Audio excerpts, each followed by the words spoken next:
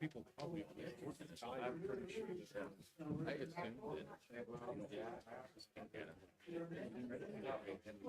pretty sure I assumed talking about freeze about no one ever said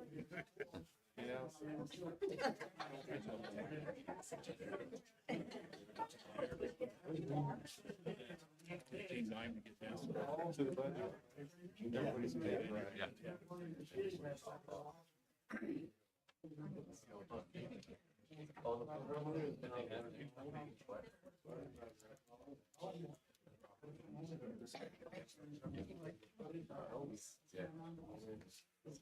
Well, I can understand. I think it's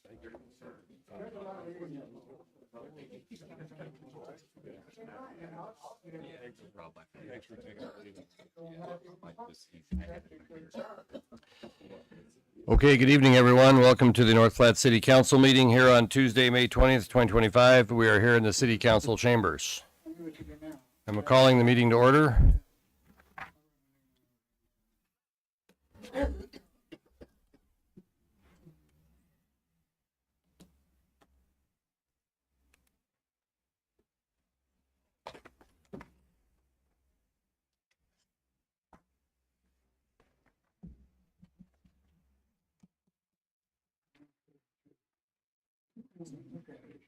Sir, would you please take a seat? Sorry, don't mean to be disrespectful, but we need to get the meeting going. Okay, calling the meeting to order. We have an invocation by Father Jonathan Sorensen from the St. Patrick's Catholic Church.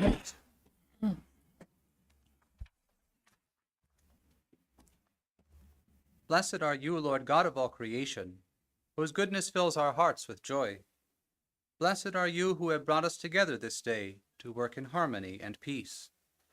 Lord, may everything that we do begin with your inspiration and continue with your help, so that all our prayers and works may begin in you and by you be happily ended. Glory and praise to you forever and ever. Amen. Amen. I pledge allegiance to the flag of the United States of America and to the republic for which it stands, one nation under God, indivisible, with liberty and justice for all. Thank you, everyone. Angie, the roll call, please. Here. Guy. Here. Bowles. Here. Lucas. Here. Garrett. Here. Flanders. Here. Reaper. Here. McNeil. Here. Thank you. The current copy of the Open Meetings Act of the State of Nebraska is posted on the wall at the back of the council chambers. Meeting procedure. The public may address specific agenda items at the pleasure of the mayor. If recognized by the mayor, please identify yourself by stating your name and address. Please address the council through the mayor and limit your remarks. We respect our city employees and request that any complaints or criticisms of employees not be aired in a public meeting. Concerns about employees should be brought to the attention of the city administrator or the mayor. Individuals in violation will be declared out of order.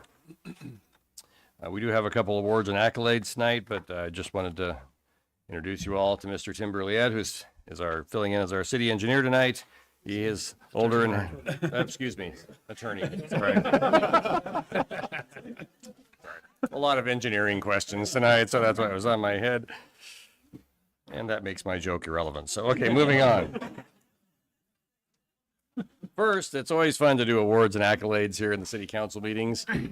And the first one is Cody Park. Our own Cody Park has been found to demonstrate excellence in landscape horticulture and is hereby designated an affiliated landscape steward site of the Nebraska statewide Arboretum. And I'm going to guess Lyle is responsible for that, right, Lyle? Gilly is charged. Okay. Would you please come up here and I'll give you this wonderful plaque. And Lane, would you hold this sign up? It appears that we get to put this sign in the park, which is very nice. Okay. Thank you much. Thank you much. There we go. Okay, let's turn around for the photo. There you go. Okay. All right. Thank you, everyone.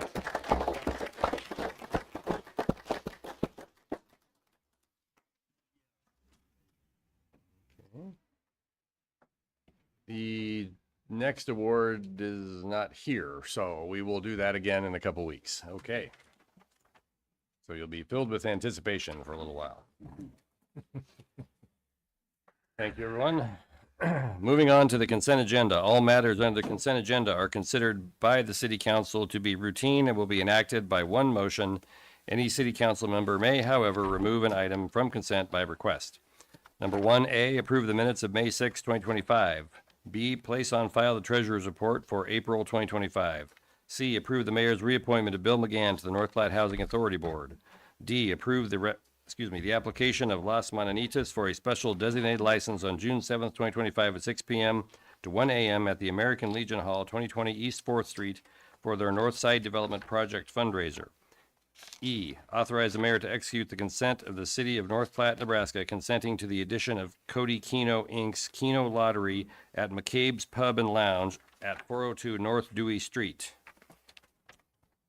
That is all. Mr. Mayor, I move that we approve the consent agenda as presented. Second. Motion by Reeker, second by Bowles. Calling the question on the consent agenda, please. I got the wrong one. I didn't vote. Try voting and see if it clears Nick's.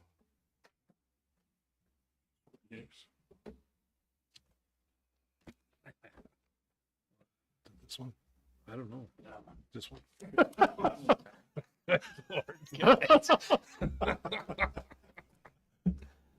Oh, The consent agenda is passed Are we sure? without We some don't know. trepidation. Well, everyone voted yes, so I think we're in good shape. Let's clear up the voting here before we get any further. You want to bring up a voting list there. We're not voting on a question, we're just testing the technology. So Nick, would you press yours, please? There you go. There you go. Okay, Ed, would you press yours? Nope. No, Who went away? I wasn't watching. I did. Brian, okay, switch you two. I bet you. I think they're Okay. doing it on purpose. Now, Yeah. Brian, check yours. Or excuse me, Ed, check yours. Ed. Sorry. That's mine. There, yeah, that's his. Come on. Try this one. Now you want me to try again? Yes, please. All right. There we There go. we go. Okay, let's go over here to this side of the room. Ty, This is right. Pete, Yeah. Rod, Back. We're back. and Jim. Okay. I think Trump had something. In theory, we should be in order over there in this side of the room. So I don't know if somebody just doesn't like you guys and they come in here and play with those on the weekend or something. I'm pointing fingers. All right, moving on. Thank you, everyone. Sorry for the difficulty. Regular agenda. Item number 2, discussion on citizen agenda request regarding ordinance number 4153 relating to parking and storing of recreational vehicles, RVs, passed on November 7th, 2023. Okay, we have a citizen who had made an agenda request item at a recent meeting. I think it was 2 meetings ago, as I recall. And she would like to offer her concern on the existing RV agenda. So, Mrs. Ty, would you take the microphone, please? Tell us who you are and where you live. Thank And you, then Mr. Mayor. offer your, I'm we'll give you a Donna couple Ty. minutes to offer your thing. Is that Okay? what that? So we'll give you a couple minutes to tell us what you're thinking. Oh, So go okay. ahead. Thank you. Yeah. All right. Mr. Mayor, my name is Donna Ty. I reside at 2320 Cedarberry Road with my husband, Mike. We've lived there for 11 years now. As a workaround to this ordinance that I've asked to be reviewed, there's now a driveway curb cut next to our lot with a lava rock approved as a solid surface to make a parking pad / driveway for a 42-foot long, 14-foot tall RV. Even if the driveway was paved with solid material, per the ordinance, the driveway allows for only a 10-foot setback from the curb and no side yard setback. With the slides out, the RV is within 6 foot of our bedroom windows. It overshadows our home and our front yard. It blocks the light and the view from our bedroom windows. And that's 10% of the windows in our house that are essentially ineffectual. We don't understand why chattel would take precedence over real property. Having that there, we will have non-functioning windows essentially for likely 9 months of the year. There's a devaluation of our property. We wouldn't have purchased our home if that was in place at the time that we bought it. Seeing that there, we know other buyers feel the same way, and it affects the value and aesthetic of our whole neighborhood. We have no option to move our windows and to use our home as it was intended. The neighbors have other options. According to the Nebraska GIS, they have over a 1/4 acre lot, and they have room on their garage side, which is between 2 garages, and they have a huge backyard. They don't need to be up against our bedroom windows with this very large RV. This was supposed to be our forever home. We're an elderly couple. We've lived here 11 years, updating and renovating and trying to make it right. We were considering doing another addition to our home, but we don't want to go any further if that's going to be our view of our bedroom. We just feel it would be illogical to allow a resident owner's personal property to obstruct the function of their neighbor's home. Please review, rethink, and rewrite this ordinance to stop this from happening here or anywhere in the city. We were innocently unaware, and others may be also. And please consider restoring common sense and common courtesy. None of this was our doing. We want to know what recourse we have. We have pictures if anybody wants to see the effect this has on our home. And we realize that we're the only ones affected directly by this, but it could happen anywhere at this point, given the way the ordinance reads. So sorry for being emotional. It's my home. It's hard not to be. So that's it. Thank you. Thank you.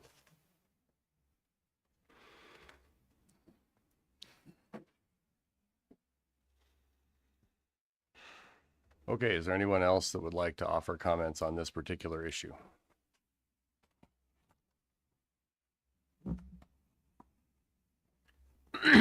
Okay. Judy, would you describe some of the particulars from the ordinance perspective on this subject, please? This actually is enforced through the police department. It's and the reason it was written a number of years ago, maybe 2 years ago or so, it's fairly recent, was to try and remove a lot of the parking of RVs in the street, essentially. And what this allows is you can place it in your side yard, and the regulations state has to be at least 10 foot back from a sidewalk, but it does have to abut a existing or a paved driveway. This one in particular was on the opposite side. The paved driveway was on the east side, I believe. This is on the west side. So what they can do, this neighboring property, to be in compliance, is they can move that back into their rear yard, which would be pushing it back out of what we call the front yard setback. The front yard setback is a 25-foot setback from the property line at the street or facing the street back. Then they could move it back to the 25 feet and actually be in compliance. So still technically in a side yard, but in a rear yard, not in a front yard. So that would move it back a little bit. I'm not sure if that would still obstruct the windows that she is referring to on her house, or if by moving it back that 25 feet, it would actually move it back into essentially the rear yard of the property. What else are you wanting to know? I think that basically spells it out. On the ordinance, if you look at section E, it's kind of the area of discussion for this particular issue. Point of order, if it's in the backyard, is it away from your windows, Donna? It is. It is. And as they want it to set right now, their windows are unaffected. Okay, thank you. So for those of you that couldn't hear, the response was essentially, if it's in the backyard, it doesn't affect the Ty's bedroom windows. So is that fair? Okay. Anybody have any questions for Judy while she's here? Okay, go ahead, Ty.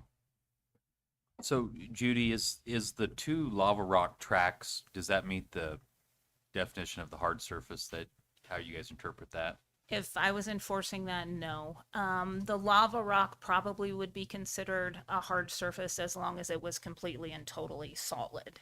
The way this was initially done was it was essentially two tracks, and then grass could grow in the center.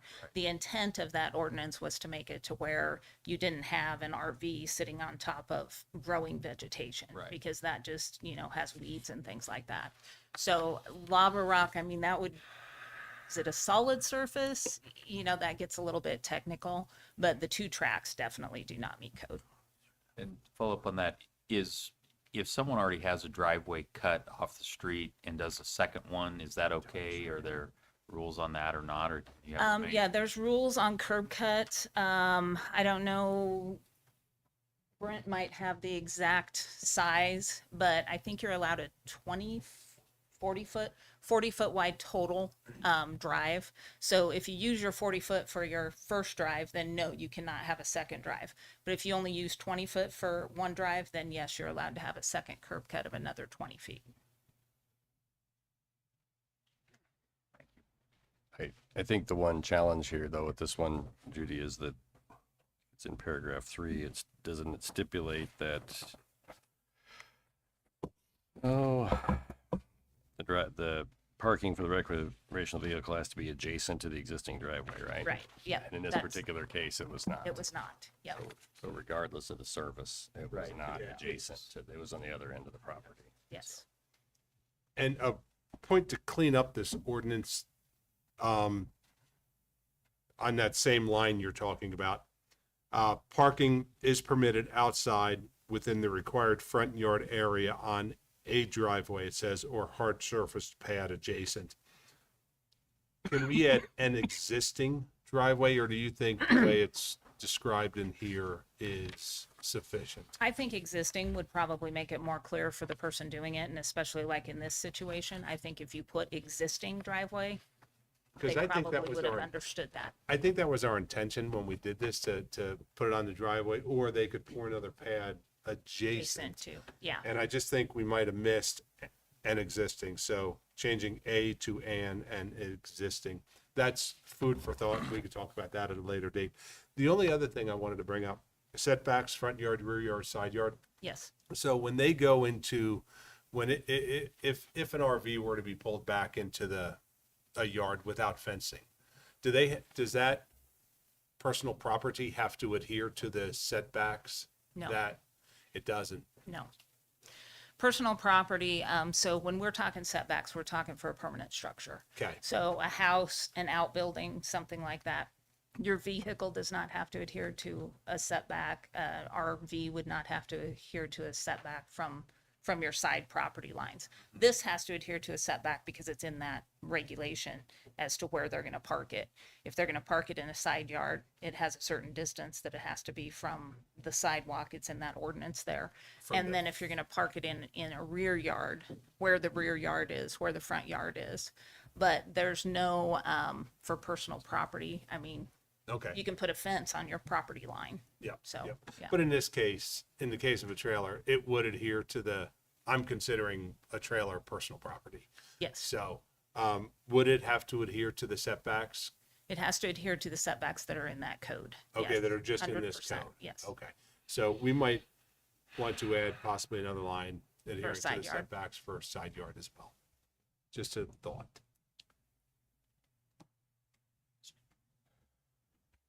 Go ahead, Ty. Okay. We did spend a lot of time on this with the goal of getting these off the street, and I've had a lot of really good feedback about that.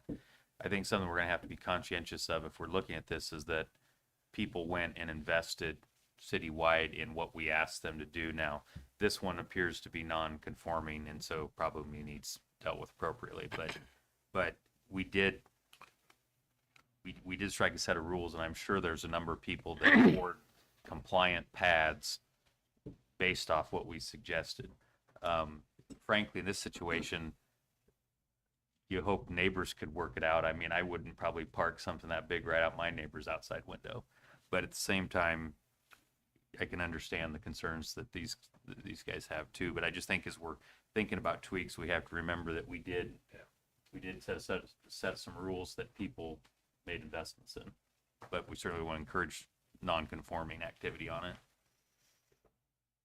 Yeah, to your point, Ty, when we did this initially, the biggest concern I had was safety, you know, all these giant RVs and trying to turn and there's, couldn't see oncoming traffic and so safety's not a concern in this one. It's more of an aesthetic thing, which I totally understand where you guys are coming from, but it is a bit of a different conversation, so. Nick? If these ordinances, if somebody's not abiding by the ordinance of this, how is it enforced? Is there a penalty? Do they have to, especially like if, this is pretty extreme, but it's more common than you think. If somebody's living in one on a property, how do you enforce that?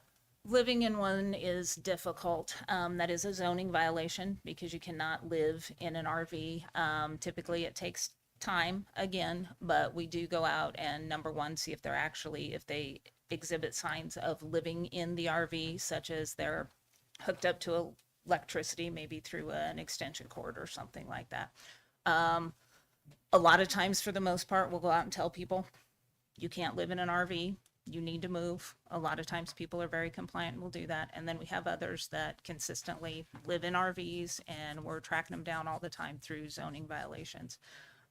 This ordinance allows the police department, I believe they can ticket when it comes to this type of the ordinance. And I think in there it does have that you can let people stay in it for, I think it's 3 days, maybe something like that with permission.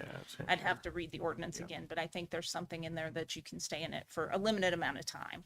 But we do have quite a few RVs across the town that people are living in, and we do go after them with under zoning violations. So you can ticket them for that? Not with a zoning violation. Okay. If it falls under this, then they can ticket him. If it's a zoning violation, it has to go through the court system. Gotcha. Thank you. Yep. Brad? Have we got any feedback from our chief to see if this is something that falls within their availability and, isn't going to spend our police force all the time chasing down? I guess I haven't talked to him personally. I do know that there was an officer that went out to this specific complaint and spent a little time with both the complainant and the owner of the RV.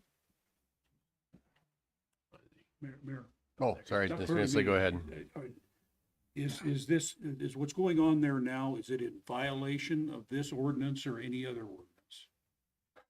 I haven't driven by it in the last day or two, but if it's still parked in the front yard on the lava rock, it would be in violation of this ordinance. Okay, so it is enforceable then without us having to modify it. That's correct. Now, would they have to get a permit to pour pour a pad there? I'm just asking a question. If it's in so this ordinance would theoretically allow them to pour a pad on this, either adjacent to their existing driveway, which would be the other side of their property. Oh, okay. Okay. Or they might choose to pour a pad in their backyard and park it back there, and that would be compliant with, either of those actions would be compliant with the ordinance as it's written today. So it's really a question of enforcing the ordinance. Is that what the issue is here? I think there was a little bit of a question on the, with the person that owns the RV. He felt like he was doing what the code asked. So I do think Pete's suggestion of putting existing driveway in there would maybe clear that up a little bit. I don't think that he intentionally meant to violate the regulation. Okay. So I think there was a little bit of confusion there. And last I knew, he was planning on fixing the situation. So But I haven't talked to him in a few weeks. So Go ahead, is Rob. the violation that it's not a hard surface or that it's too close to the street? the violation is it's not a hard surface as it exists today, and it's not adjacent to their existing driveway Okay. as specified Okay. in here. Gotcha. Just go ahead, Ty. One last thing on it. You know, it is amazing how many really large RVs we have in the community. And you think of what would the rules be if somebody had a semi tractor and trailer, and well, that's fair. This is a topic I wouldn't mind to get to the planning commission to take a look at if other communities, or what you see out there, Judy, if other communities are doing anything with size. Now, that's maybe hard to come back after we just worked this like 2 years ago if people made investments, but some of the size of some of these is, I can understand the concerns that it causes. I mean, there are these are very similar to the size of semi and a tractor, and they do get treated differently, I believe. So it's probably a challenging issue. Maybe we should have spent more time on that a couple years ago, but I got one more question. Go ahead, Rod. So it's not adjacent, I should have drove by today and I didn't. It's not adjacent to their driveway. It was a new driveway they were building. And we allowed them to put the cutout in. The curb cut was perfectly legal because you're allowed 40 foot of curb cut for driveway purposes. Okay. So the curb cut itself was perfectly legal. So they have one curb cut where their existing driveway is that goes into their garage. Okay. And then they have a second curb cut. That was totally legal, and I do believe they got a permit for that curb cut. The portion that they didn't get the permit for, or didn't understand, or maybe we didn't communicate with them appropriately, or we didn't know what they were doing at the time, was when they put that RV not adjacent to the current. So with the curb cut they have now, can they pour a slab of concrete there and park a car there? No, because it's not adjacent to the existing driveway. So why would we allow them to have a curb cut? A lot of times, I'm if you're just gonna, asking the question. well, there's places where they'd be able to, like, say you could put a accessory, a garage in your backyard. So you would maybe want a curb cut here so you could go drive through to your backyard to drive into your garage. I don't know why you would want to do that, but it is very possible that somebody would maybe do that. So they would have two driveways, one leading to their attached garage, one leading to the backyard to their rear garage. But it would depend on how much space they had, if they could actually do that. Corner lot is another good example. Corner Why you lot's would another have- good example of allowing two curb cuts. So I guess my question from us, is it necessary for us to look at doing an amendment on this ordinance to take care of the problem, or can it be taken care of with existing ordinance? At this particular time, we won't be taking any action on the ordinance tonight. The question tonight was to have a discussion about, to see if we should send it back to the planning commission, because they would need to look at adjusting the language based on the recommendation of Councilman Voles. I think we will send it back to planning commission. They can consider it, and then it may return to the council based on the planning commission's recommendation to consider whether we change the existing language, because as Councilman Lucas pointed out, we don't want to create a problem for somebody who's become compliant in the last 2 years and then we add additional requirements. So we'll have to consider those items. But Ed? Mr. Mayor, just as a point of comment, I guess, as near as I know, this is the only problem we've had. And so I think we need to take that into consideration too. Thank you. Oh, go ahead, Nick. One last thing, if this does go back to the planning commission where it talks about front yard, side yard, I know that on corner lots, that kind of is an issue. So maybe not defining it as the way the ordinance would read, or define a side yard or a front yard, maybe like when you go to amend this ordinance, define the front of the home the way the front of the house sits, and describe that as the front of the yard. That's just a suggestion as well. You want to pass that on to the planning commission, please? I will definitely do that. All right. Okay, thank you, everyone. We'll be moving on to item number 3.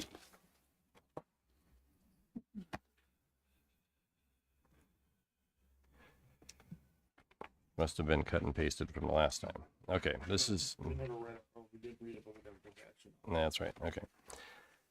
So this is the item number 3, which is the vacant property registration ordinance. It was tabled by Councilman Nisley in the last meeting, so in his tabling motion said that we would bring it back to this meeting. So I'm going to read this item But today, we're just going to take input on the item. We're not actually going to vote on it. So first reading and action to adopt ordinance number 422. Let me read that differently. First reading. Ordinance number 4211 to add sections 150.200 through 150.207 entitled Vacant Property Registration to Chapter 150 Building Regulations Construction to Title 15 Land Usage to the Code of the City of North Platte. And Lane, in the interest of clarity, why don't you read what the ordinance says on the top there, please?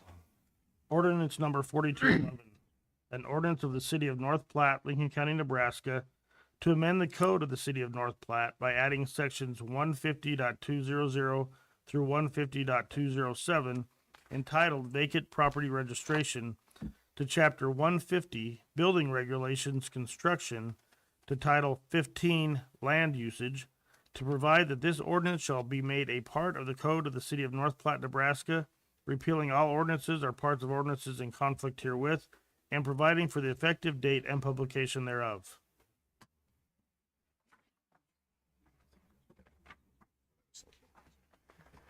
All right, thank you, Lane. So I just want to make a few comments about this before we say anything. And then since we're just going to receive comment tonight, I'll ask one of the council members to table this again to the next meeting when we're done receiving comments. And we will take comment from public as well, as because there were a few people here at the last meeting who wanted to make a comment, and we tabled the item. So just made some notes to gather my thoughts here. When an ordinance is not perfect, one strategy is to engage the public and the council to try to make it perfect. And we put this ordinance on the agenda at the last council meeting, knowing that it needed to have some modifications on it. The challenges are, you got to understand what the goal of the ordinance is, and it's not always exactly clear what that goal might be. It's what are the unintended consequences that may occur with an ordinance? How will it be enforced? Is it fair and reasonable? And will it accomplish the desired goal? To get public engagement, the city provides the agenda on the public website. As you guys know, we put the agenda out usually on Friday afternoon. It's available on our website so people are aware of what's going on. The local press typically writes a story covering the major agenda items. And sometimes we put an item that still needs some work on the agenda to get the word out. And in this particular case, it worked pretty well. We had quite a discussion, and it was picked up by people on social media, and they continued quite a discussion. Unfortunately, some of the social media facts were not exactly accurate to what is being discussed or proposed here, but that unfortunately is kind of the nature of social media. The goal of the vacant property registration isn't to cost owners money for having a vacant property. The goal is to prompt owners of decaying properties to do something with the property. Fix it, sell it. And I scribbled that last one. I can't read it. So anyway, that's the general goal of what we're talking about here tonight. So what I would like to hear is we're going to ask the public if they have comments to come up first, and please keep your comments kind of brief to 3 minutes or so.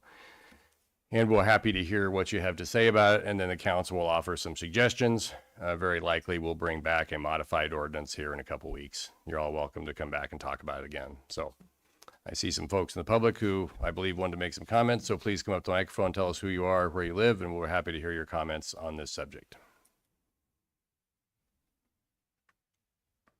Go ahead, sir.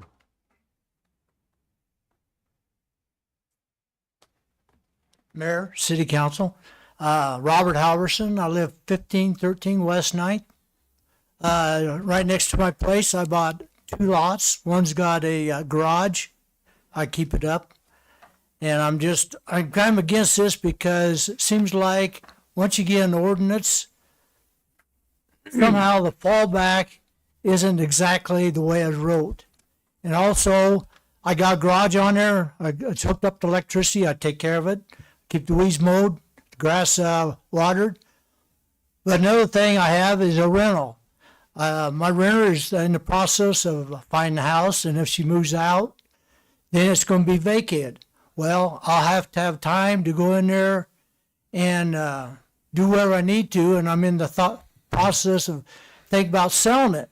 So if I have to have 2 or 3 months in the process before I can get rid of this property, I just I want to know if I'm going to get repercussions because of this deal.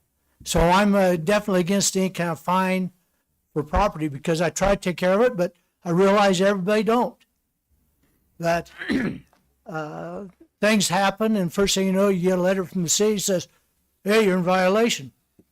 So that's just like I had I got a letter that says everything you got isn't licensed. I walk out there and everything I got is licensed. I call City Hall, see what's going on. I get in a pissing contest with the gentleman I was talking to. I never did see him again or never did come out. So things happen not according to what exactly it starts. It's kind of like you start a rumor over here, by the time you get over here, it's a completely different deal. And sometimes that happens with an ordinance. So personally, I'm against this. Thanks for your time. Thank you, Mr. Halverson. Just a quick point of clarity, Mr. Halverson, so you know that the way the ordinance is written as it says today, you wouldn't really have to do anything for a whole period of a year in the situation you described. So just to make that point clear. So, okay. Next person, like to make a comment, please. I'll make one.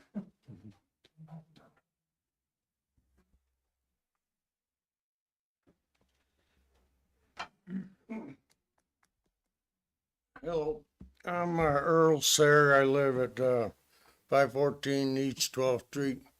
Own a lot over on 601 East 11th. I have my trucks all licensed, trailer license, everything on the lot is licensed, paid insurance on it and what have you. Well, when I bought it, they had an old house on there about 25 by, or probably 26 by 30. And I thought I could be able to build a garage or something like that on my lot. I talked to Miss Clark over here and she said, no, you can't build only a 10 by 80. Now, what am I going to do with a 10 by 80 building? It'd take twice as the material to make something that long as to build something 24 by 30 or whatever to be able to park something inside of it. And here I sit with a lot that you can't do anything. It's a corner lot too. So its legal status is 45 by 125, I believe. And I'm sitting here and I made it a parking lot. So because I can't build anything. So, and if I got to pay something else on the side to, beside my taxes I pay, and if I sell it to the Lincoln County Habitat House, they would come in and you would allow them to build 3 houses on that lot. Because you look at the Habitat House, they're only about 8-10 feet apart.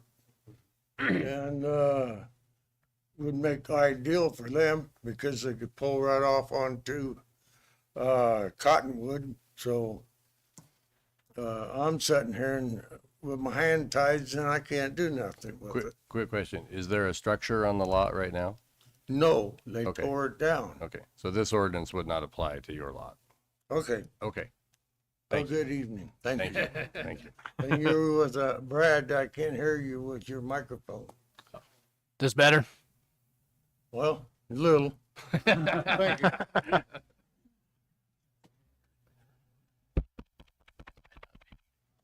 All right. Anyone else? Come on up, sir. I just start yelling at everybody. My name is Pete Jensen. I live at 1617 West 5th Street. The meeting I wanted was last week, so I'm kind of running late. On the vacant deed property registration, if the fines were voted in and you want people to improve their property by fining somebody 2,500 or 250, I don't know if that passed. I do not know that. It did not pass. Nothing was done. The item was tabled. We're just having input But today. if you're gonna find somebody and you want them to improve their property, to pay a fine of $2,500 to improve my property, I need to come up with the $2,500 fine and the $2,500 investment. So now I have to put $5,000 out to do a $2,500 improvement. So if there's gonna be state money and there's gonna be city money coming to help people with their homes, how about $2,500 to people that would like to improve their property? Show it maintenance only, have to be confirmed by the city. They don't get free materials. They have to show that they did invested materials in the property. I'm not talking labor. They can pay their own labor, but you can show them that they put property valuation, maybe construction valuation, into their property to increase the looks and the housing potential of vacant property. The vacant property, if it results in additional storage, they're talking beef plant, they're talking storage facilities, I'm not thinking of the right name, helping them with storage facilities, but somebody with a vacant house or a house that would like to have storage facilities, he's not getting any help with storage facilities, and that is state, federal taxes and property taxes. Thank you for your time. Thank you, sir. Thank you. Thank you, Pete.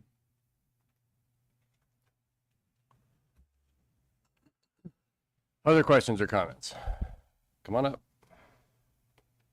I should say comments, not questions. Sorry. Hi, Candy Martinez, 1003 West 9th Street. I have the state statutes. And when you look at them in section 2, subsection 4, it talks about the public costs associated with vacant properties. And in subsection 5, it says that this is to protect the value and security of our properties. Section 3 says that you're collecting the fees to compensate for public costs of vacant properties. Over the last year, what kind of monies have we put out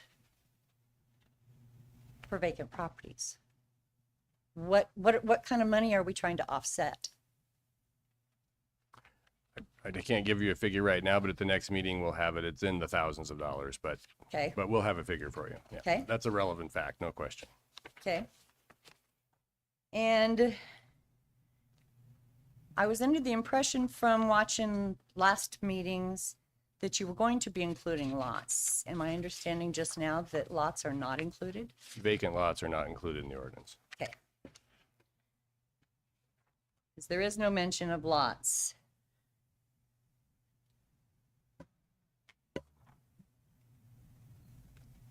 Then when it comes to the information that the property owners have to turn over to the city, it wants to know the date that the citizen acquired the property. What would be the purpose of having that information given? Is that in the state statute? It is, but I'm just curious as to Yeah. what the purpose of this information is. Is this so that you can make sure that you're going to get me for all my capital gains before I get there? I'm just trying to figure this out a little bit. We didn't write the state statute, so. Oh, I know sorry, you didn't. I know you didn't.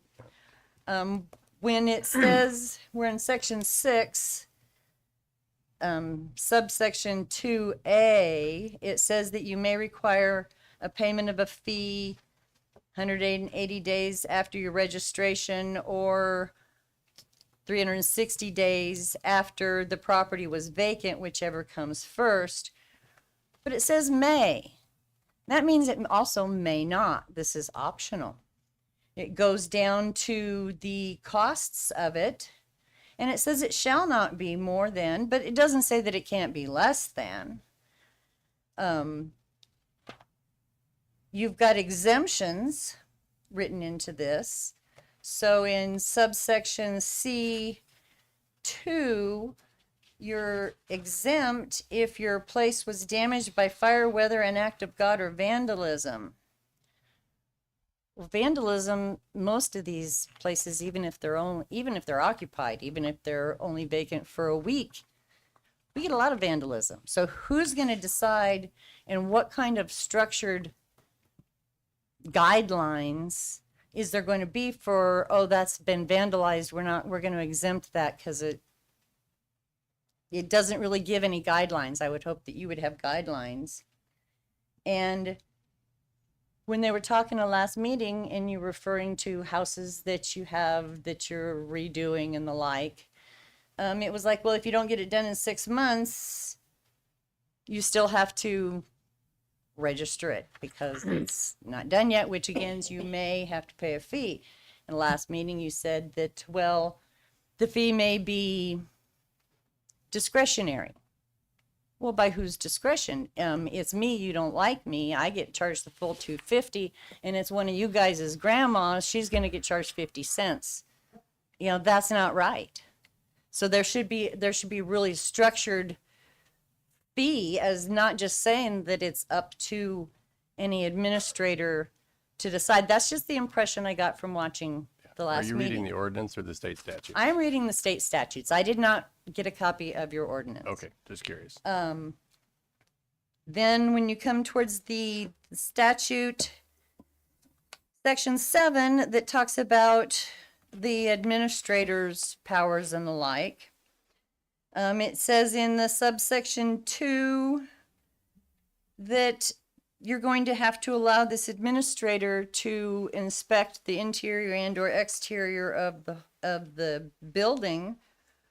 What happens if the citizen says no? Shuts the door. When the county goes around, or whoever it is that goes around and does the tax reassessments, however often they do, you don't have to let them in your house. So are they going to have to let you in the house? And what happens to somebody This is a if they don't let you in the vacant house? property ordinance. It has an owner that has to let you in. So what happens when the owner says, no, I'm not going to open the door for you? You're going to break in? I'm just curious. This is just things that I'm reading in this and trying to get through that. Ma'am, you're approaching about 5 minutes, so please conclude Okay, your I will thoughts. try to get this acted up really quick. It seems that when you ask who's doing it, you hear Beatrice a lot. Beatrice is in trouble. It appears that the cities that are utilizing this law are in trouble. So the question that people have here is, are we in trouble too?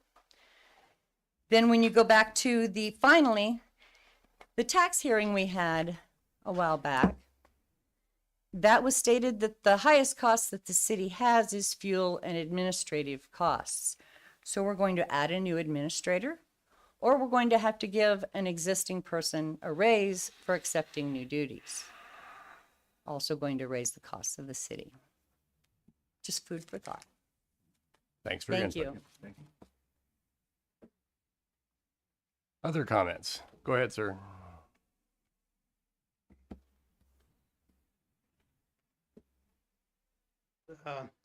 The way I understand it, the city has purchased properties, 3 or 4. They have bought the properties. One of the properties was bought for 50% of appraised value. Sir, this is specific to the vacant property ordinance, which doesn't have anything to do with the city buying properties. That's a different discussion. So go ahead and make your Okay. point, but please do it quickly. If you're gonna buy properties, buy them in North Platte city appraised value, not 50% on the dollar. That's theft of valuation, using the city to, and if you want to repossess them, at least have the decency to repossess them at city appraised value. 'Cause I think that's important. The Okay. city code people coming into your house, because city code wants to. I understand the safety issue, the issues that can be plumbing and electricity and everything that goes with that for the privacy of the citizens. I do understand that.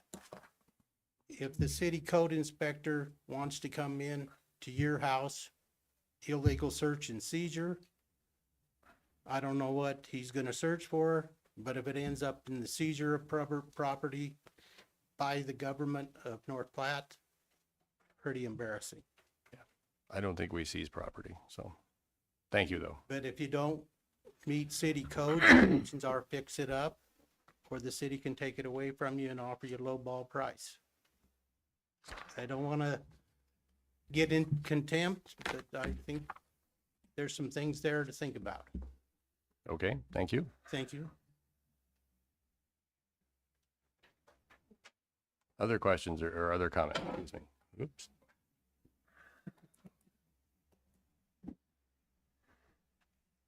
Good evening. Tracy Martinez, West 9th Street. This is, what we're trying to do is go after all the houses that are abandoned, that the people are dead, that they're on back taxes, correct? Lynn, is that, we're trying to get those onto the market? In general, this Right. ordinance is designed to help deal with properties that are abandoned. Right. That is correct. And yes. I got calls all last week and you got everybody freaking out about they're going to come up there. And in theory, from what they said on the last council meeting, you could get $5,000 and get $10,000, start going up there. And when you start figuring out the 250, then the next 6 months goes up there, it starts coming up there. It's a money revenue generating thing for you guys. Now, I can't understand why eminent domain doesn't come into this, why we have to make a whole new process to do it. The property that you're looking at, the people are dead, no heirs. Back taxes are sitting there. It comes down to the county doesn't want to give up their back taxes, and the city doesn't want to give up their back taxes. And if I remember right, what they were talking about was they were going to get a grant or something to start this, to run the management of it, so that we could, if I remember right, they've talked about that. Well, if you would go up and give them urban renewal funds, they would be happy to fix the problem. The problem is urban renewal, we've been told since the 70s, we can't do that anymore. I have, the only piece of property I have is a lot, empty lot, and I have a river on it and I have goldfish. That's the only thing there. What are you going to do about me? I don't want to put it on anything else. Someday we'll replat it, yes, and make it all big one. But I was watching it, and Mr. Dye, boy, when you guys got talking about how much he was going to start progressing going up there, he was wiggling in his chair because everybody started to realize, even Mr. Riker was going up there going, he's got a house 3 doors from me that's sitting empty. Man, you guys are going to start going up there and start charging people for an empty house. And I would love to sell my property. You know that since the 80s. When you give the cemetery property away, nobody wants to come and buy Martinez's property, and it's just sitting there. And I'd love to have somebody do something with it, but nobody wants to come up and get it. But you got everybody all freaked out that all these little old ladies and stuff like that. What's a 65-year-old woman on retirement supposed to do when you say, first 6 months, $250, second 6 months, $500, the next 6 months going up? I mean, you're just putting, and we're bleeding taxes out of our orifices like you cannot believe. Just paid another $10,000 this spring. Like I told you last year, all I do is live and pay taxes for the city of North Platte. Thank you all. It's an interesting combination of things. Okay, anyone else like to make a comment?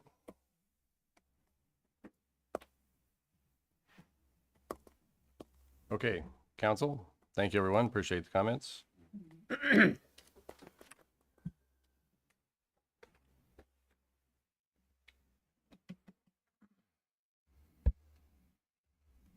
In light of the discussion, does anyone want to add anything, or would you like to think about it for a couple weeks and we can discuss in a couple weeks? What would you like to do? Or would you like to send comments privately? I just have a question. Go ahead, Nick. So, regardless of whether I'm for this or against this, why are empty lots excluded from this? The state statute excludes, it doesn't include empty lots. Okay. So that's not something that can be added in? No. Okay. Okay. So I guess in what I'm trying to figure out is if we're trying to get houses built on properties that are dilapidated, there's a lot. I guess vacant, I don't know how a vacant property with a house on it is different than just a vacant property with no house on it. I mean, because they're both not adding any value or anything to the city. So if you're trying to, if the end goal is to clean up the city and try to get places cleaned up and get houses put on them, it doesn't do any good to just go after one. And then the other thing if on, so in this ordinance, it says if it doesn't have electricity, that is one of the requirements, that it has to have electricity. If it doesn't, then it does qualify as a vacant property. Go ahead. Judy, would you bring up the pictures while he's doing that? There, what the statute says is there's certain evidence of vacancy. And one of them is overgrown, dead vegetation, shrubbery, accumulation of abandoned personal property, trash, or other waste, including lack of electricity, so there's a variety of things that come to determine what is a vacant property, and this council gets to decide that. You know, the statute gives you broad discretion, but you can minimize it. I mean, you can specify specifically what type of dilapidated property or as evidence of vacancy in your own discretion. You can't make it any broader than the statute, but you can certainly narrowly define it, because the statute's pretty broad.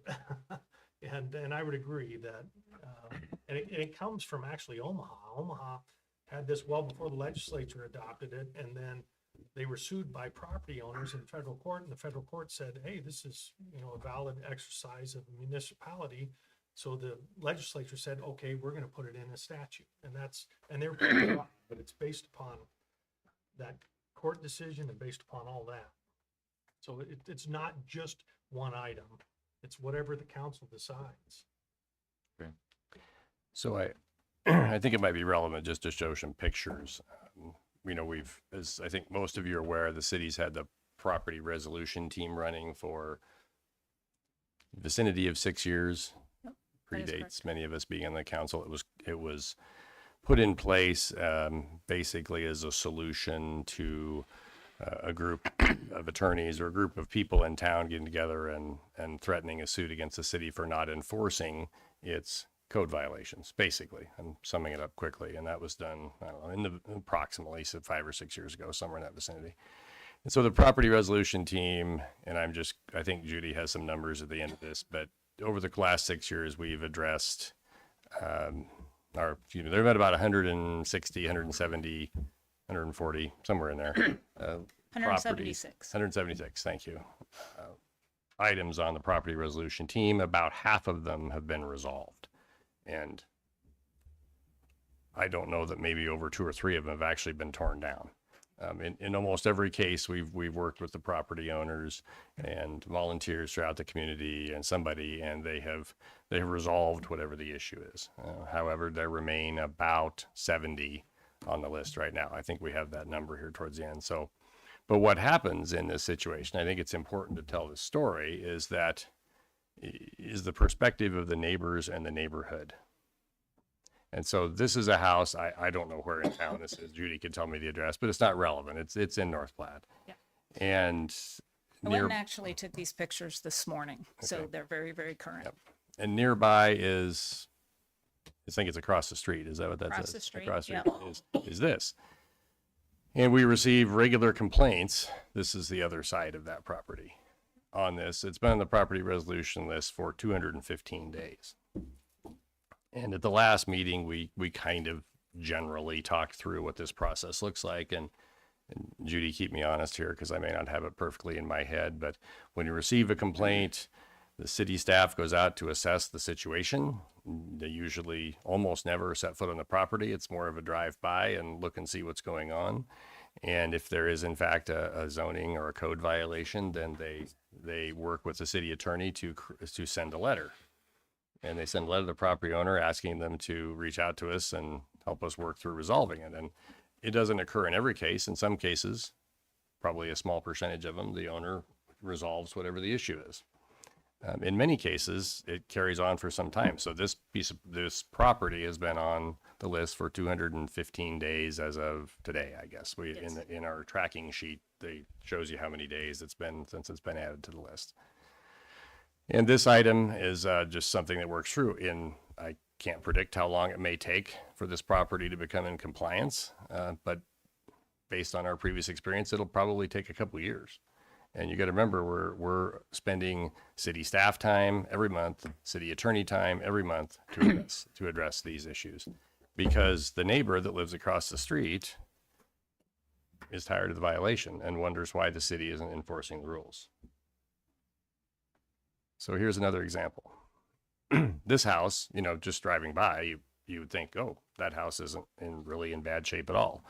If you look at the lower corner there, there's a fallen tree did it smash a shed back there? Is that what happened? Smashed a shed in the back. Okay, and it's been there for at least 1,034 days, which is approaching 3 years, maybe slightly over 3 years. Can't do the math that quickly in my head. Yeah. But, and this particular house happens to be abandoned. Correct. But obviously somebody is taking some care of it. And had we not been researching, we probably wouldn't have known that the house was abandoned, honestly, because somebody is taking care of the yard, obviously. Or it's just early enough in the year it hasn't gotten weeds on it. But I did ask Judy to pick houses that we have received complaints on. So every one of these we're showing you is a house that we received a complaint on. This is the house across the street, I believe, right? Yep. Is that Yep. adjacent? Okay, across the street. Obviously, those folks take good care of their home. It's another one right beside it. Another nearby house, and we've received complaints from that neighborhood in general on this property. Nice property, well kept, across the street from this property, which honestly really just needs to be cleaned up by the looks of it right here.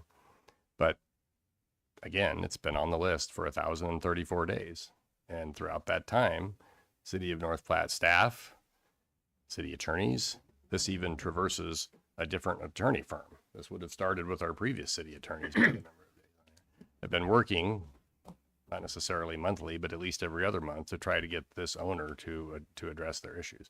And at the property resolution team, they try to get very creative to help people. I mean, we get churches to come and try and come and help from time to time. We get volunteer groups that'll sometimes come and help clean up, but there's enough work and they don't always have interest in doing it. And of course, we can't just walk onto somebody's property and start hauling their branches off. That's not legal. We can't do that. The property owner has to agree that they're okay with that sort of resolution. And oftentimes we can't get them to respond to us. Here's another house, nice home across the street from this. This property's been on the property list for 358 days. Sorry, Judy, I can't really tell. What's the concern here? So this one, and I'm sorry, I didn't get extremely good pictures. The house, the front porch is falling down. If you look towards the driveway, and you go into the backyard, it is just full of everything. They've got vehicles, tires. You'd have to go down the alley to see it all. I didn't do that, so I do apologize. If you want more pictures of it, that's fine. But the structure itself is bad. There's a couple of dilapidated buildings in the back that are falling down, and then just debris everywhere. Tires, vehicles, wagons. I mean, you name it, it's back there. Okay, thank you. Yep. And here's another one that's been on there for 1,087 days. Similar situations. Across the street from this house? Yep. Oh, no, yeah, well-maintained property to the north. Okay. And then this is pictures of another neighborhood. And this house is in proximity to the two that we just showed you on the previous picture. And I think this one mentions rodents, so is it the neighbors complaining that the rodents are coming from this area? Is that the issue? So what happens when these houses are actually abandoned? Sometimes they get abandoned, unfortunately. It's a sad story. Sometimes folks go to nursing homes or they pass away. Their homes don't get cleaned out, so they still have things in them. And as we all know, if you've got food in your house and it's left, oftentimes that attracts rodents and creates this situation. So there's a little wider view of this house. This one's been on the list for 379 days. Another one, can't tell because see of the and I Dell error there, but three Oh, maybe I something. can So do that. you got it. Yeah, don't hit install. That'll be bad. Okay. Very good. Okay. Yeah. And this one does, it looks like the house is kind of crumbling a little bit, but again, there's a lot of debris in the backyard, and the house itself is having some roof issues. It looks like leans a little bit. Can I ask a question before we move on? Yeah. That house right there, then and a couple of other ones, we're talking about the debris around it, all that. That really has nothing to do with the vacant property ordinance. We have ordinances that cover that stuff. Yeah, maybe that's a vacant house, but that doesn't, this ordinance here that we're talking about does not address all the stuff outside. It says trash and debris, but we've already got ordinances to cover a lot of that. That we need to maybe make them stricter and not be trying to make more ordinances. Well, that would be another possibility. So, Like I said, 373 days on this. yeah, and some of those houses, people could be living in them, Yes, agreed. and that wouldn't even cover under this anyway, right? If they live in it, if they got electricity in it, it's not vacant, so it wouldn't be a part of this ordinance, That's correct. correct? Theoretically. Yeah. Yeah. So, And I think, Rod, to your point, why we have the days on there on our proper resolution list, because of the way ordinances right now are in place, trying to work through those. That's how long we've been doing the process, and sometimes the Yeah. process, if they ignore the process, they continue on there. So I mean, you're right. Maybe it's a different way of enforcing, but that's kind of what brought us to this discussion, because these are all properties that we're trying to use our existing ordinances for some of those things, and they just drag on, and it goes through the attorneys, and they, it's a long process. yeah, so maybe some of our ordinances we have need to be stiffer as far as that kind of thing, and not the vacant house. I mean, I can see the vacant house thing too, but a lot of them could be resolved if they're living in it by having, we can't find somebody that owns something like that and expect to get any money out of them. If they're not doing anything to it, how are we gonna ever collect this? Well, the idea. I should be closer to behind my the mic, I'm sorry. Behind the vacant property is that when they are truly vacant, and that's really what this is after addressing, is oftentimes, and not in every case, but it's one of two things. The owner is deceased, which is sad, and they have no local family.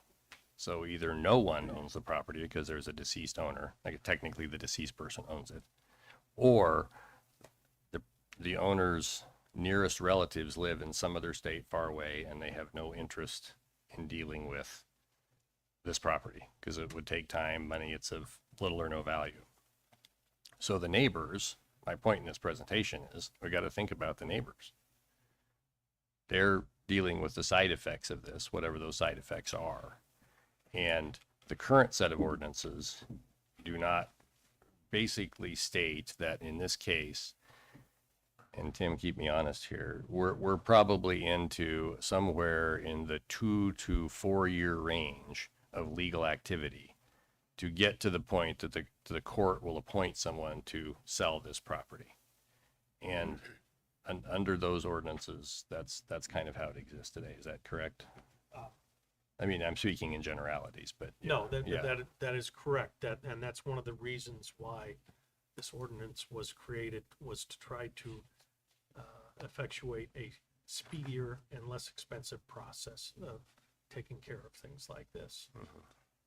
Which is why I said it's important that we try to tune the ordinance to be used in a way that it is most appropriate. And So cannot what be part of blanket. this ordinance speeds it up? Well, Go ahead.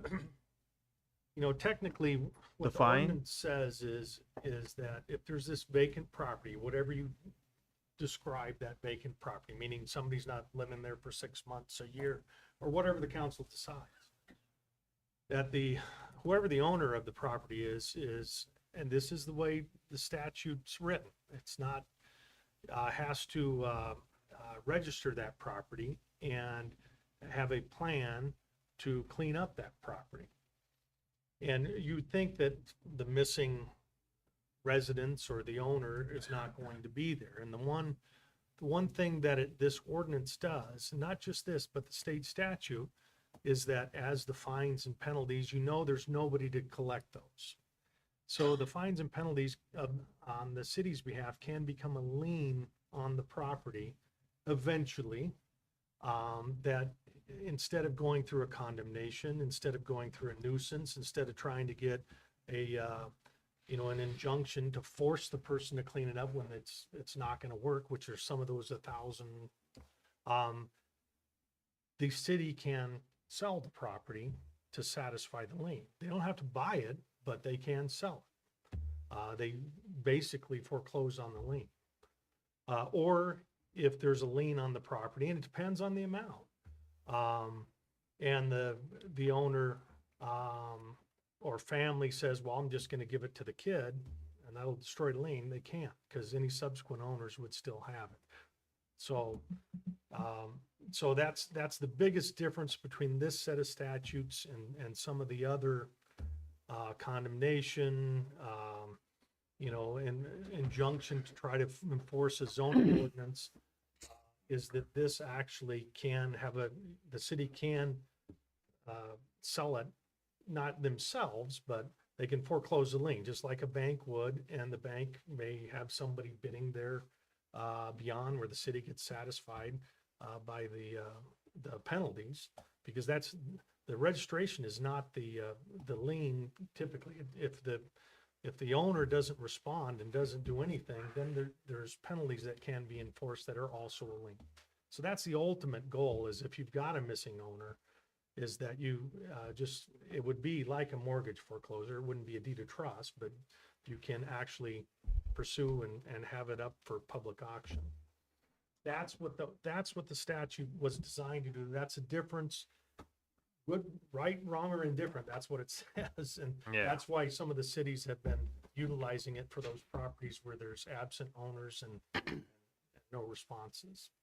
Mr. Mayor, I'm sorry, real estate taxes. The real estate taxes, like any other lien or any prior liens they would have priority over the Okay, lien for does that affect the ability to sell it though? Usually isn't that what the problem is? Well, not necessarily if, as I understand it, the way it's designed is if you have folks that, because some people buy the real estate taxes, but they never get the deed. Usually those folks do not have priority over the lien. So they would be included in the foreclosure action. Okay, I just wanted to know. But any prior bank loan or anything like that that just says it's not worth us foreclosing it, they would have priority over the city's lien. Ed, go ahead. Mr. Mayor, thank you. I guess I'd like to make one comment. I think it should be very difficult for the government to take my property. Very, very difficult to take my property. I don't want to make it easy for government to take my property. Number two, so I have a property, I don't have any money, and my son was living in there and it had a fire and part of it's burned out and it's a mess and I don't have any money, I can't fix it. I'm able to scrape enough money to pay the taxes on it every year, but that's about it. So now I'm going to have to register it, and in a short order, I'm going to get charged a fee, as I understand this, $2,500. Once I reach the $2,500, then it becomes $2,500 every 6 months if we go with the fees that we have set forth here. If the property is not addressed in any way, yes. Right. So then we get to a point where this is assessed as a lien. Now we've gotten to a point where who's going to buy this property? Because you've overvalued the property with the impediments, encumbrances that are against it. So have we accomplished what we wanted to do? I don't think so. We've got, as Rod said, if some of these properties are absolutely a detriment to the neighbors, and I'm talking about rodents and this type of thing, I believe we have statutes to address that. It becomes a health hazard. I think we talked about this 2 weeks ago. And I don't know what kind of enforcement is available to make these properties, the owner to clean them up if they are in fact a health hazard to the neighbors in the community. But I looked at the one picture there with some cars there, and I don't know what all was in there, but are they in violation of any other statute, or does it just look bad? What are you talking about, the very first one I showed? I think it was, Mr. Mayor. Most of these have multiple violations. It's not just because they look bad. Their house may be falling apart, which you have to maintain a home. So if there's some sort of a unsafe issue, with a home. This one right here in particular is in violation of a number of ordinances. There's vehicles that are junk vehicles. This is in a residential area. You cannot have junk vehicles on your property. I think you're allowed one vehicle that can be a project vehicle. This has multiple vehicles. They're in violations of nuisance violations because they have junk, trash, debris, everything on this property. This property also has a home that I believe was burnt. So they're in violation of building codes because the home is no longer safe. And it's an issue that they either need to tear it down or they need to, if they have the ability to, repair the situation that is going to make this home safer. So, I mean, there's a number of violations. Grass and weeds growing, standing water is a violation. I'd probably have to walk through the property to tell you, but this one has multiple violations. It's not just because it looks bad. There are So- multiple violations. Okay, thank you, Judy. So in that scenario right there, there's a whole bunch of different codes that are violated. Are we enforcing the codes in that circumstance? Yes. That's what we're trying to get at. This is how long we've been working on these properties, and if the property owners don't do anything, don't heed the violation, then it goes next to the attorney, and then it's a long drawn out process. Okay. That's, all these on here have been taking different steps according to our enforcement, according to our articles. Some of them we have very little fines, and so people just thumb their nose at it, is what we're saying. Basically, a lot of these that are repeat violations or have been on here for 215 days. They'll get a letter that says, hey, clean up your property. We give them 10 to 15 days to do something. If they are diligently working on that, it's not our goal to take them to court. It's not our goal to fine them. Our goal is to get them to be in compliance. I understand. So we give them 10 days. If they're showing some sign of improvement, then we say, okay, what can you do in 10 more days? What can you do in 10 more days? Then they get to the point where they're not showing any improvement anymore. So we send it to court. It goes to the court system. Takes a while to get there. I don't know what court date's 3 months out now. I mean, I don't know. Typically. Something like that. So in 3 months, it goes to court. During that 3-month time period, they're not doing anything. So, except in some cases, they're bringing more junk onto the property. And so what happens, it goes to court. They typically get what I would consider a slap on the wrist, $35 fine plus court costs. So we start the process over again. Send them a letter, give them 10 days, tell them, hey, and that's if we can get a hold of the property owner. In a lot of these cases, there's a deceased property owner, or again, like the mayor had said, somebody deeded the property to their kid and they live out of state or whatever. But if you can't get a hold of the property owner, you're pretty much stuck trying to figure out, how do you send somebody to court when you can't serve them court papers? The fines don't work. It doesn't work. We've got simple little things like mowing the yard. We'll send out a mowing letter. Nobody will mow it. So the city goes in and mows it. They go to court, they get a $35 fine, city comes back in and mows it again eventually, because it just keeps going. It's just a rotating thing. So somebody will get their yard mowed for the summer before they actually get to court to get a fine. So any of these infractions where we find these people, can that be assigned as a lien against the property? Normally, no, because a ordinance violation or a fine is not a judgment of the city or lien. So the only thing that you could do is if you get an injunction for a zoning violation, the court could assess a penalty for failure to comply with that injunction. But that's a year's process to go through injunctions, and it's very difficult, especially, and very expensive if property's worth, $2,000. It's just not worth going through that. And plus, you're not guaranteed a judgment from the court, because it's up to the court's discretion. And normally they never do on an injunction, except for maybe a cleanup, or mowing. We might be able to get a judgment that we could eventually enforce. But So in this particular situation that we got the picture up on the screen, I just knocked a house down that was built in, I think, 1903.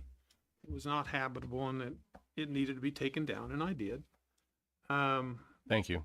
You're welcome. And I did get the permits. Okay. But nonetheless, the lot's maybe worth $12,000. Okay, who's gonna buy that lot and clean it up when it cost me $7,000 to take a house down that was 600 square feet? Who's gonna buy that lot and have a lot that's worth maybe $12,000 when you're spending $20,000 to get it cleaned up? And that may be low. Tim, that tees up a question that I had for you, if you don't mind me interrupting you for a second, Ed.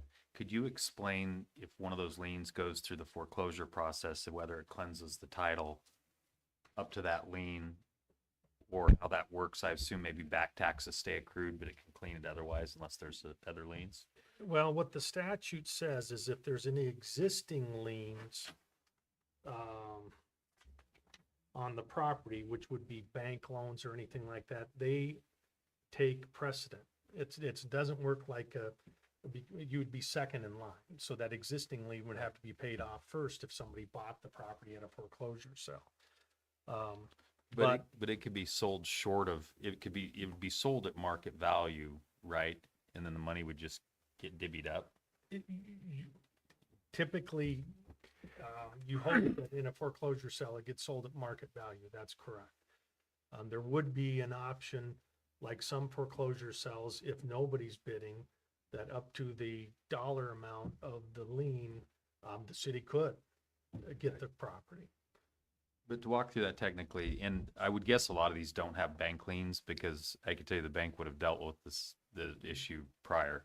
So that's probably a rare, Brian and I were talking about that. One of the issues from the banking view on this could be that if these liens come behind a bank, they could eliminate their ability to do a short sale. But frankly, I don't think that's that big a deal from my view.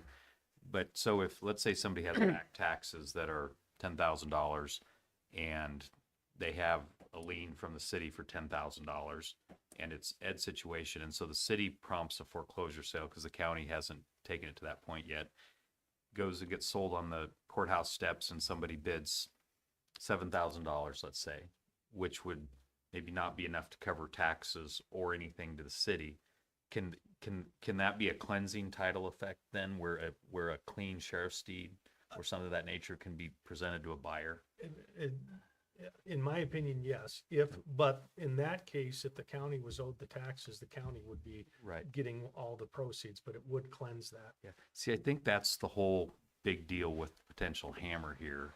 I can tell you from sitting for 5 or 6 years on the property resolution team, the thousands of dollars we spend in court actions and all that and don't get anywhere on a lot of these properties is just a waste, because the system isn't set up very well to help us deal with these. I think even if you raise the fines or whatever we can do under statute, you got to get to that lien on the property that can be foreclosed out. And otherwise, in a lot of these cases, there's no way to deal with that situation that you referred to, and they just sit there forever and ever until government money comes in one day, either through a land bank or through this grant we've got, and cleans up something that's otherwise unfeasible.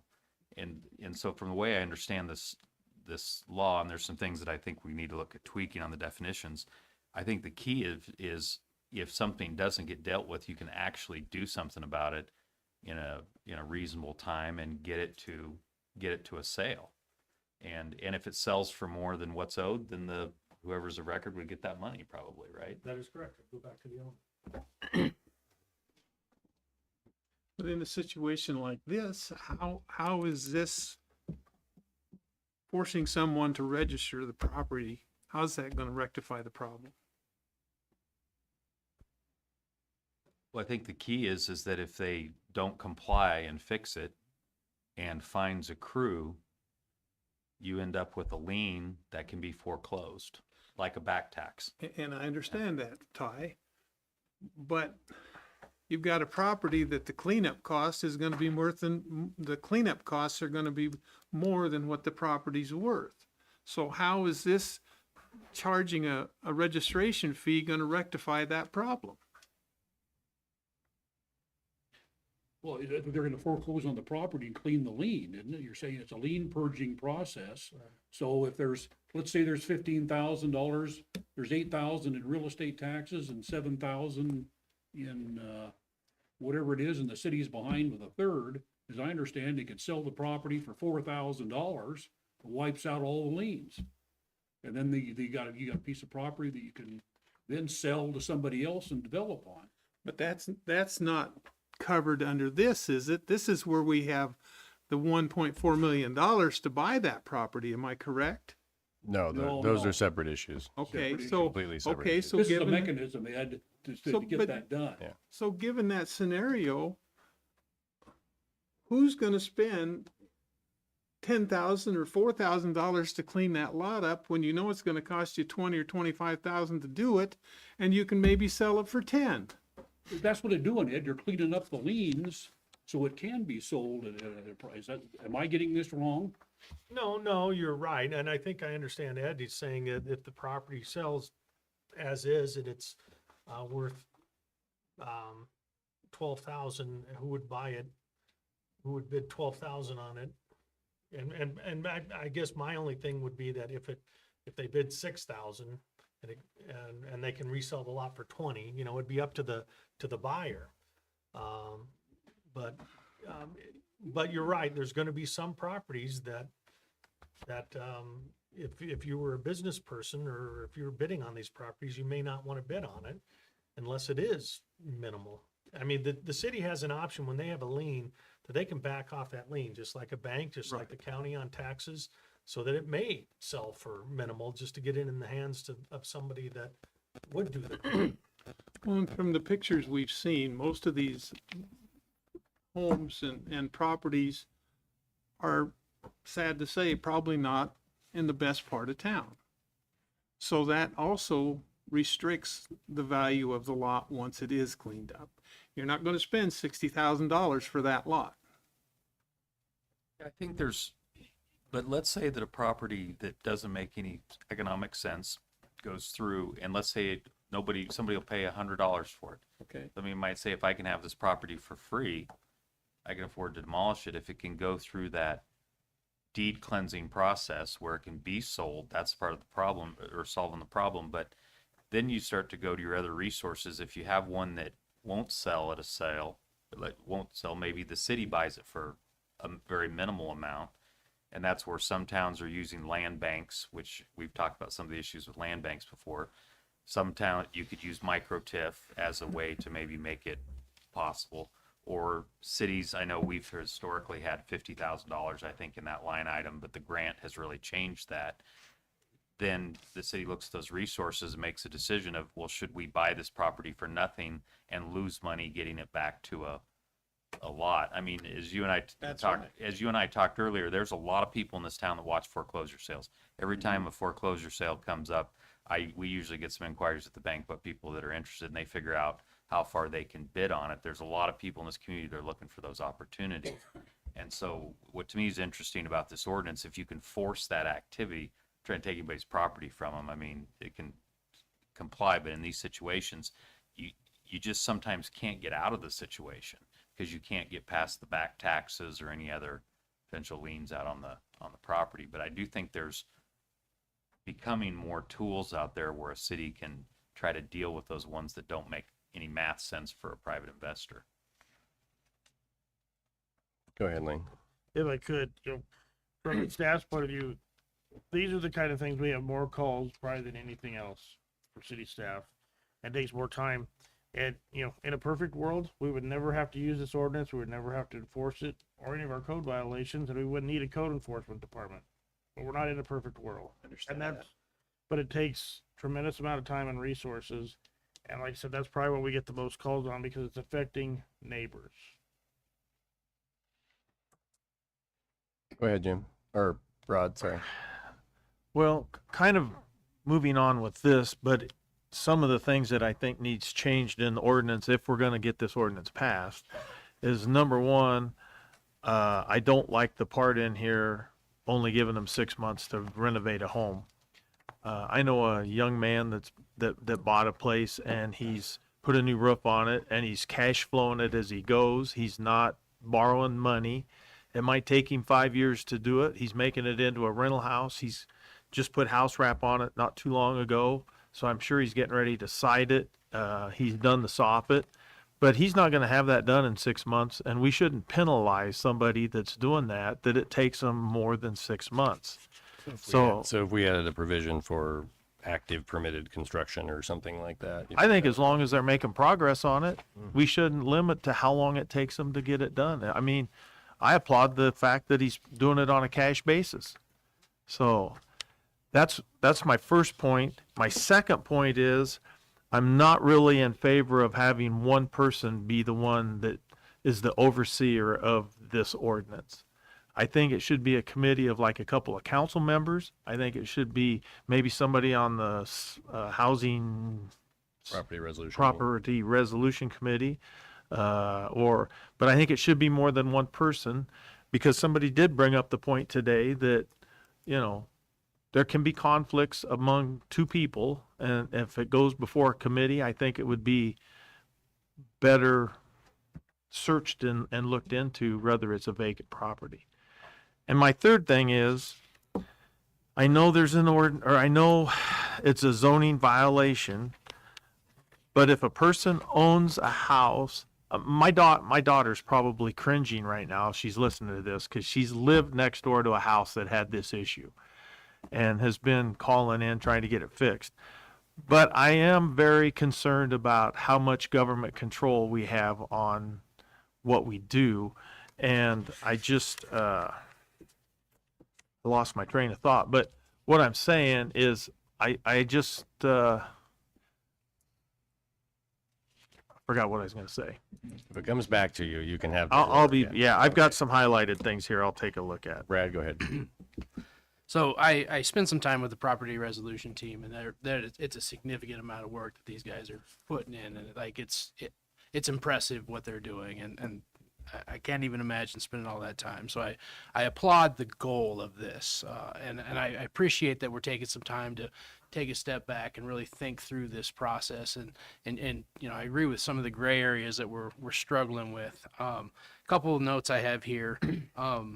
Judy, would it be worth taking a look at some of these other ordinances that we have? Could we increase the fines for like repeat offenders? Because, you know, the people that are, oh, I'll pay the $35 fine and ignore it, you know, well, if that became 70, 140, you know, and it's kind of had it, or are we, you know, handcuffed with state statute? That's probably more of a question for, I don't know if you know the answer, but. Well, yeah, I mean, you're limited, on a ordinance, you're limited to what typically the statutes provide, and most statutes don't set a limit on the violation for an ordinance on a dollar amount, but I'm sure that if it gets too high, then it could become unconstitutional or overly restrictive, and that part of the problem is that you increase the penalties, it's still not it's not a lien. You know, so all you're doing is saying this guy owes more money until he gets it fixed, but it's not a lien. It's not in, you know, I suppose the judge could get mad enough and put a person in jail over that, but that's very, very rare for any judge. Done it one time in 25 years. Okay. Yeah. And I'm not trying to argue the difference between liens and fines like that. That's not what it might. But my goal, or what I'm bringing up is, do we have the proper tools? Are we enforcing our current ordinances? Those kinds of things. Maybe we need to take a look at that. If what we're currently doing isn't working, you know, maybe we can add to some of those things. And I'm not talking about, you know, I don't want to put people in jail over not mowing their lawn. Like We did it once. that's not what I said. So who decides? Facebook will have fun with that yeah, one. I'm sure. Yeah. So who decides on the exceptions list?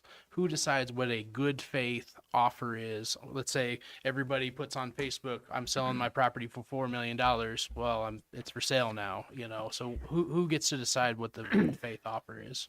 That's probably, again, another question for the attorney. I would assume a good faith offer is something that's going to be market value, but.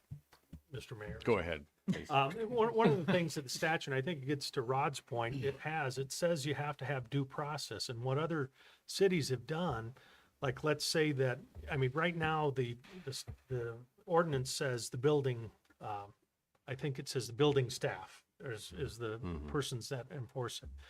But if I have a house and I get a registered letter that says, hey, we've determined, or you failed to register this house because we determined that it's vacant under our ordinance.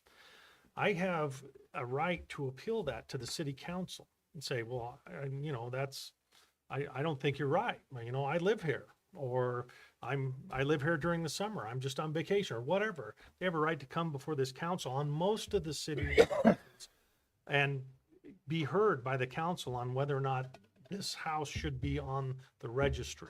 So again, my question is, who decides what is a good faith offer on the exceptions list? It would be initially the building staff is what the Building ordinance staff. says. Secondarily, if there's an appeal, it'd be the council. And to Rod's point, I think having some kind of a committee that reviews this similar to the property resolution team may be a good idea. But that does lead into my final point. Make no joke about their, 100% of these that end up are going to be appealed, and they're going to land on our desk. So, which is a good thing, honestly. That I think that's a positive, because this could get out of control, and you get a rogue administrator just making it's a revenue source for everybody. Might not be a good thing. So I think that's a positive for this. But to the point earlier, and I forget which gentleman brought it up, some guidelines that we have of what the city council can do.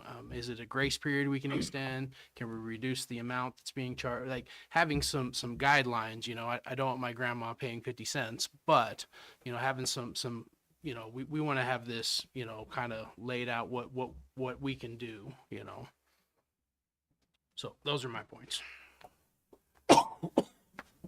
I guess. Go ahead, I Jim. agree wholeheartedly. I think it's actually a due process issue. I think the council, ultimately can do that, but, don't ask for something you may regret getting it, It's what, 5:30, it's now 7:00, and we're at item 2 of our agenda. Do you want to add on now, the appeals from this thing, and we have to listen to that all evening? That's the way it's written. That's what I'm saying is, we got to think about it. I'm not opposed to that, but I think it ought to be, a sub, I think it's just like you have the planning commission, let them deal with these issues. I'm just saying that. That's the way you do it as a council. You get it for somebody else to worry about. You think the buttons are messed up now? Yeah.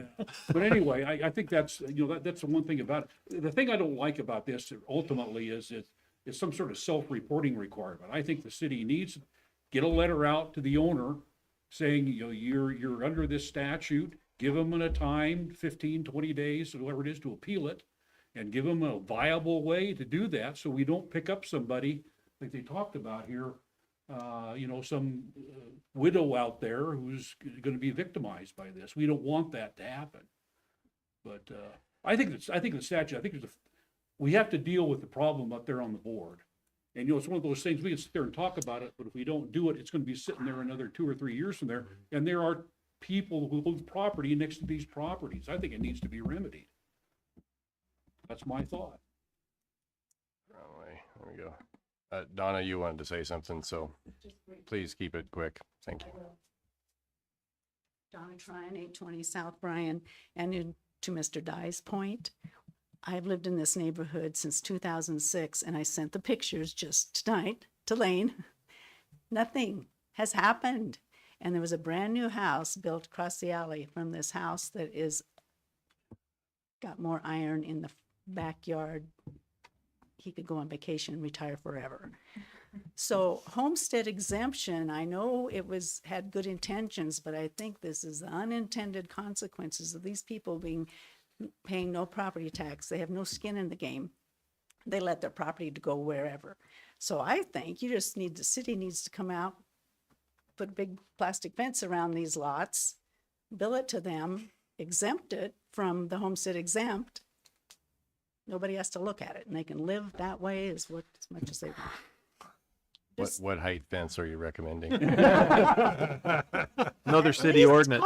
Taller than a mobile home, or not a mobile home, but a RV. Oh, Yes. so At 16 least- feet. Okay. gotcha. Okay. Thank you. Thanks. Go ahead, sir. Keep it quick, please. If the city's fines go to 2,500 within a year, and a vacant property owner, it might want to take years to improve his property to get a renter in there, tries to get a hold of contractors. I talked to a plumber the other day. He's a year and a half out. It probably is the same with electricians, builders, construction people, with all the trades. You're gonna access fines before a guy can even get somebody in to do the work. It might take a year and a half, it might take 2.5. And the construction people are picking projects they want. This is government money. I'm doing that project. I can make good money. This is a little guy with a house. He can't afford my hourly rate. I can only do so much. I would want to do some, but I can only afford so much. So I think the increasing 2,500, when a guy's trying to do the improvements and can't get a hold of contractors, can't get them to work on a schedule, and can't work on a proper schedule, is something that needs to be looked at. Because if he wants that renter and he knows he's a year and a half, 2 years out, might take him. He might have the money. He might not be able to get the helpers in to do the work. That's different. You can't get people to show up and do the work because they're busy. And you don't blame them for taking the bigger jobs, the bigger money jobs. You can't blame them. Okay. Thank you. You bet. Just for the record book, since you said 2,500 a couple times, the ordinance does not allow for that on a home within a year. In fact, it would never get to 2,500 for a home. So just Okay, I just the missed sake that of being meeting. clear. Thank so, you for the yep, clarification. Yep. Yep. Doesn't invalidate your point, but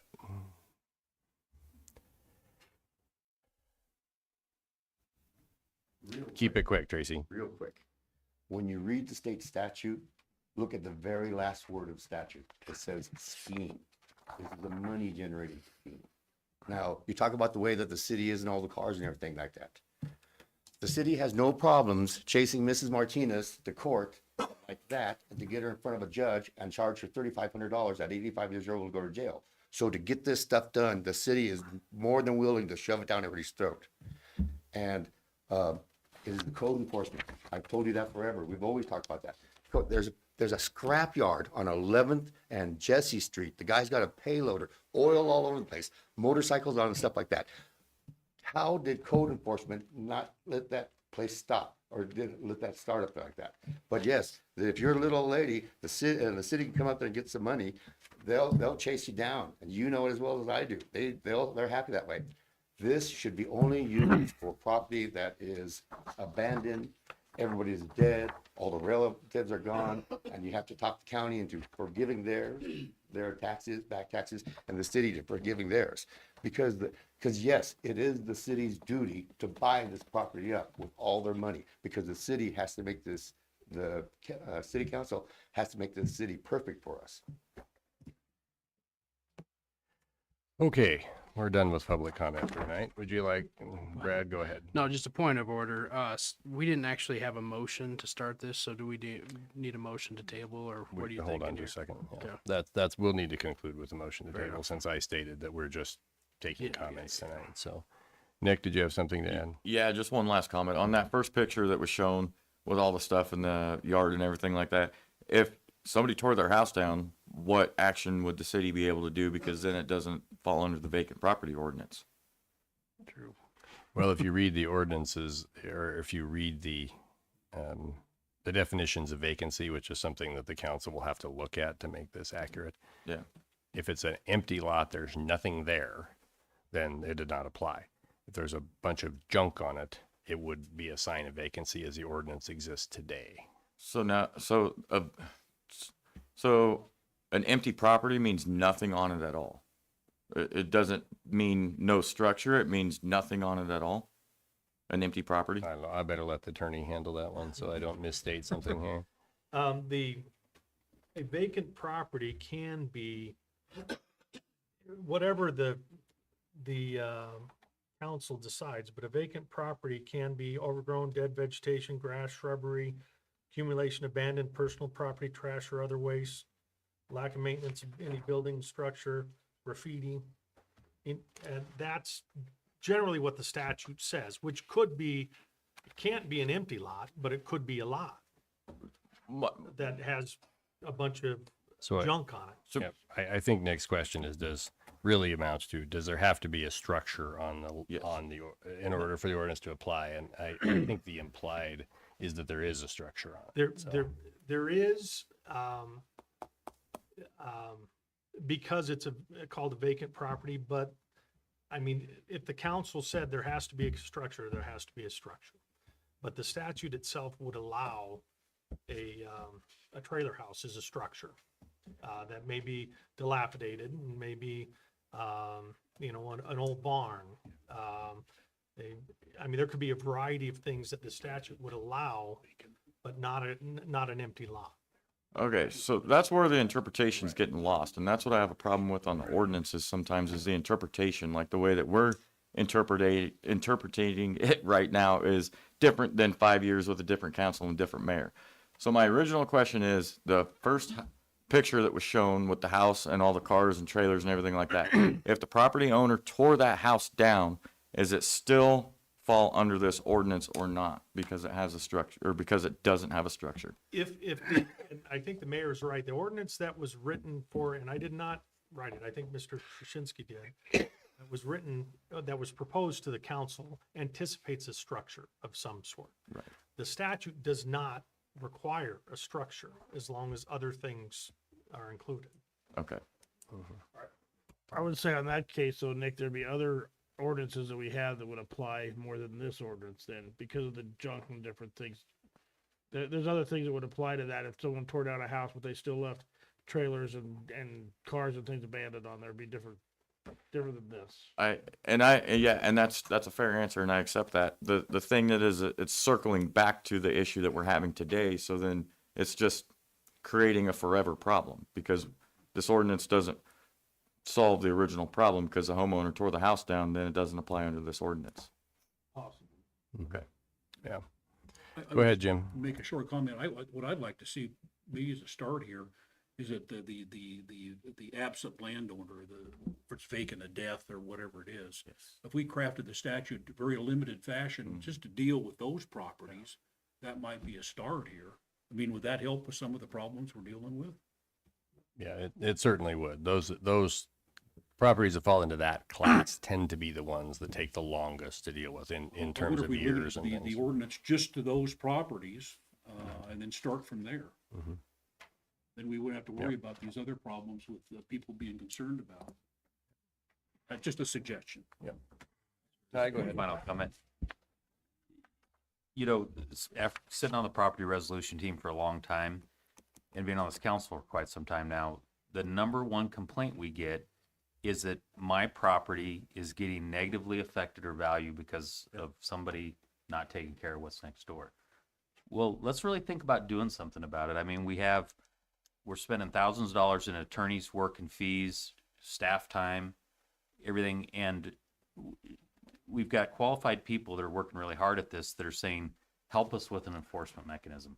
We're spinning our wheels. And I think we should all think about that, is that, it's not a lot different than when if Chief Reeves or Chief Thompson have come to us in the past and say, I've got a problem that's affecting people in a negative way. I need more resources, or I need bigger fines or whatever to fix it. And so I think what we don't want to lose sight of is that this has been a problem in this community for many years. How many times has this council, mayor, city administrator been heavily criticized for lack of enforcement and lack of cleaning up, pushing people to clean up properties and all that? So I agree with all of the concerns about due process and property rights, but we also owe it to the 8 neighbors that have a very bad and negative effect on their property values or lifestyles, or they're dealing with rodents, or they're dealing with safety issues or concerns with their kids pets going over the property line. And so I think this is the right time to do something about it, because we've had a 6-year effort trying to improve it. We've made significant improvements, but these guys need more enforcement abilities. And I really encourage the council to think about that from all angles. And my suggestion is let's get a good ordinance, a good fair ordinance with a good fair process.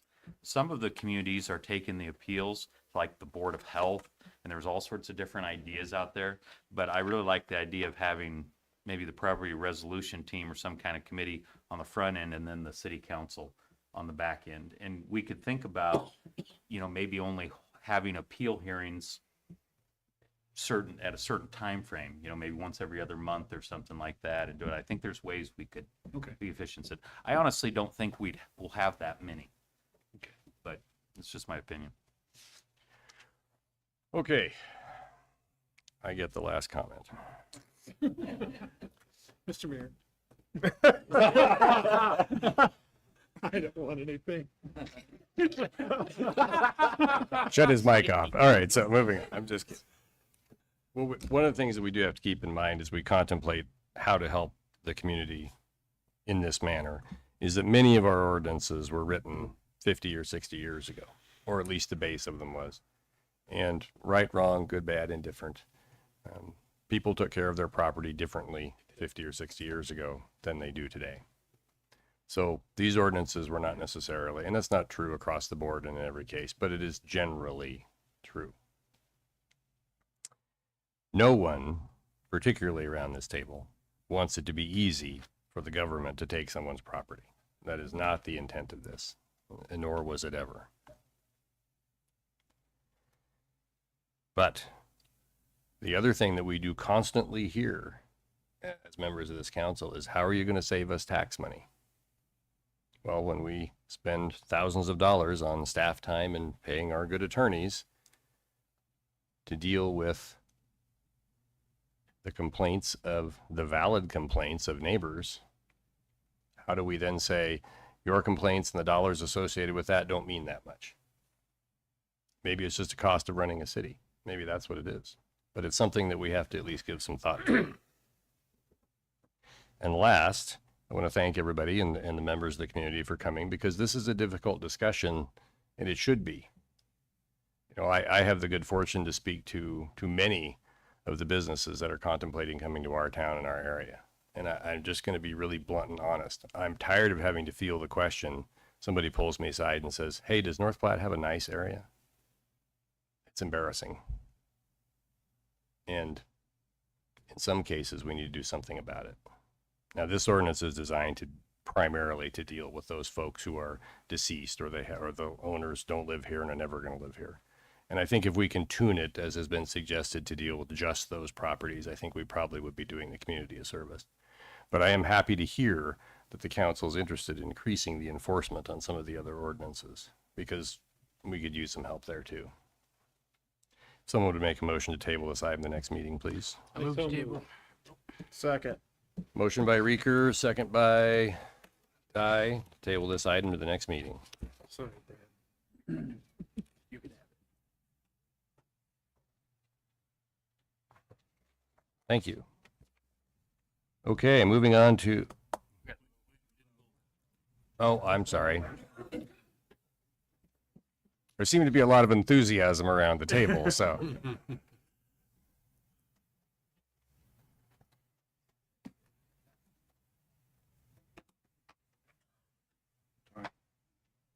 I don't have the right button. I'm just kidding. Nick? Just kidding. That item is tabled to the next meeting. Thank you. Moving on to item number 4. Approve the agreement for sale of real property with Troy Carland for property at 815 South Griffith, and authorize the mayor to sign necessary documents. I move to approve the agreement for sale of real property with Troy Carland and authorize the mayor to sign necessary documents. Second. Motion by Garrick, second by Vols. Any discussion on item number 4?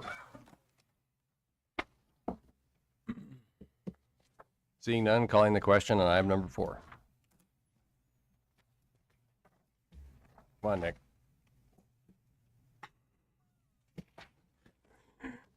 Item number 4 is passed. Thank you. Item number 5. Third reading and action to adopt ordinance number 4207, vacating an alley located at 400 block between East 2nd Street and East 3rd Street and retaining the alley as an access and utility easement. Lane? Ordinance number 4207, an ordinance of the city of North Platte, Lincoln County, Nebraska, vacating an alley described as lots 1 through 8, block 165, original town North Platte, Lincoln County, providing for the vesting of title of said vacated alley, repealing all ordinances or parts of ordinances in conflict herewith, providing for the effective date and publication thereof. I move to adopt ordinance number 4207, vacating the alley as described in the ordinance on final reading. Second. Motion by Garrick, second by Vols. Any discussion on item number 5? Seeing none, calling the question on item number 5, please. Item number 5 is passed. Item number 6, second reading and action to adopt ordinance number 4209 to rezone certain land from a B2 highway commercial district to an R3 dwelling district located at 3001 West 9th Street. Lane? Ordinance number 4209, an ordinance of the city of North Platte, Lincoln County, Nebraska, rezoning certain lands described as lots 5 and 6, Fence Hills replat, North Platte, Lincoln County, Nebraska, from a B2 highway commercial district to an R3 dwelling district, repealing all ordinances or parts of ordinances in conflict herewith, providing for the effective date and publication thereof. I move to adopt ordinance number 4209 to rezone certain land from a B2 highway commercial district to an R3 dwelling district located at 3001 West 9th Street on second reading. Second. Second. Motion by Garrick, second by Reeker. Discussion on item number 6. Seeing none, calling the question on item number 6. Are you two trading again over there? Item number 6 is passed. Item number 7. Second reading and action to adopt ordinance number 4210 to rezone certain land from an R3 dwelling district and an I1 light industrial district to an RM mobile home park district and an I1 light industrial district located at 2401 East Phillip Avenue. Lane, the ordinance, please. Ordinance number 4210, an ordinance of the city of North Platte, Lincoln County, Nebraska, rezoning certain lands described as attractive land in the south half northwest quarter, section 2, township 13 north, range 30 west of the 6 p.m., North Platte, Lincoln County, Nebraska, from an R3 dwelling district and an I1 light industrial district to an RM mobile home park district and an I1 light industrial district, repealing all ordinances or parts of ordinances in conflict herewith, for the effective date and publication thereof. Move to adopt ordinance number 4210 to rezone certain land from an R3 dwelling district to an I1 light industrial district to an RM mobile home park district to an I1 light industrial district located at 2401 East Phillip Avenue on second reading. Second. Motion by motion by Garrick, second by Reeker. Any discussion on item number 7? Mr. Mayor, Go ahead. I think our requirement is that the park has to have hard surfacing for roadways. And I think Mr. Bullington said that he was going to put down concrete. Does that mean that are we going to have curbs and gutters? I thought he said we were, but I'm not sure of that. And if it isn't part of the statute, how do we enforce that? Judy, do you remember? I don't remember exactly what he said on the subject of curbs. I think he said yes, but I don't remember. He did say yes originally. I know they're still in the design phase of it, so I don't know exactly what that's going to look like right at the present moment. They are required to have the hard surface. In the RM mobile home park, they're not required to do curbs and gutters, but I do believe that was his intent.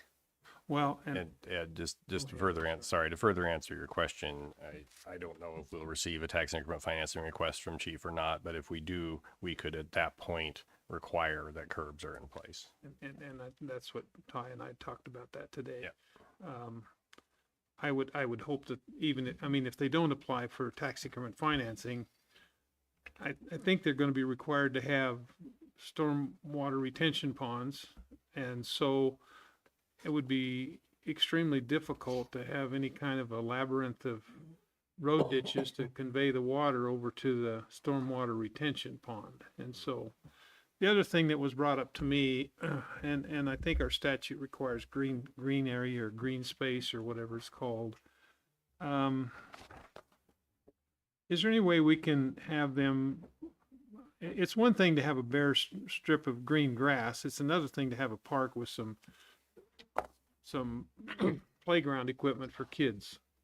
Is there some way that, or can we do anything with that? How can we, I mean, if we're gonna have kids out there, and I hope we have lots of kids out there, they're gonna need something to play on, or I would think they would. I don't know. I'm old. I don't know, but I think it's their intention to do it. Through the zoning ordinance, you can't require them to do that, but I do know that there's green space in the mobile home park regulations. There is a green space requirement. And again, if he does come back for the TIF, you can always put it in your contract. okay, those I think were my two concerns that have been brought up to me. Any other questions or comments? Brad? So as I was thinking through the plat and the fact that there's a hard date in there, would it require a motion at this level, or is that something that we could just change that? Because the more I thought about it, adding some language to be no older than 5 years old or something along those lines would be reasonable. Therefore, you always know that there's a requirement that new mobile homes would be on this one, which is the intent of the process. I'm not prepared to make a motion today. I don't know if I need to. Maybe it's something that we can just change the plat through this process. If I need to make a motion, we still have one more reading, and I'll have something prepared next time. But I kind of wanted to have a discussion about that a little bit as I thought through the plat. But that's fine. I just encourage you to talk to Judy about any proposed motion to make sure it's compliant with the other statutes in the state and that Okay. sort of thing before we contemplate it. So, Fair enough. okay. Tight. This may be a mistake in our council materials. Under actions required at the council meeting, it says hold public hearing. Action or recommendation. I think we had the public hearing. We did that last time. Day. Yeah. Okay. Is there any issues with the fact that that's in our materials or agenda book? If, I think the mayor, you could amend that agenda even now if you wish. No, I can't actually. I have to do it 24 hours ahead. City first Oh. class. So, okay, we're going to have a public hearing, folks.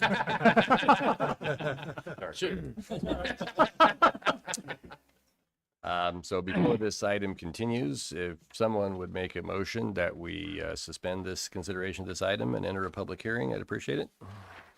Mr. Mayor, I would move that we briefly suspend the matter at hand here and open it up for a public hearing. Second.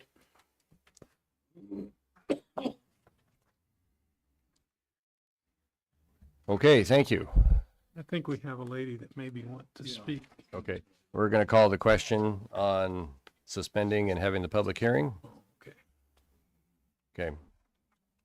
Calling the question on suspending and, okay. Meeting is temporarily suspended, and we will hold a public hearing on item number 7. If anyone would like to make a comment, please approach the microphone, and we will be happy to receive tell us who you are, where you live, and we'll listen to your comment, please.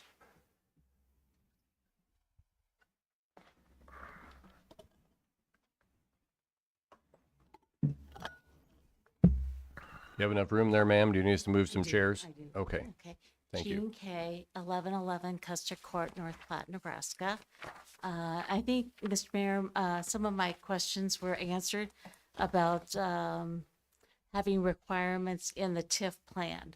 Because I was concerned about, even though he says, Mr. Bullington says he's going to do concrete, all it says in the ordinances is hard surface. Doesn't say, I don't see anything in the ordinances, and I might be mistaken, about sidewalks. And after looking about another town that has a meat packing plant, their ordinances talk about sidewalks being concrete, streets being concrete. They lead to the shelter, the sidewalks do.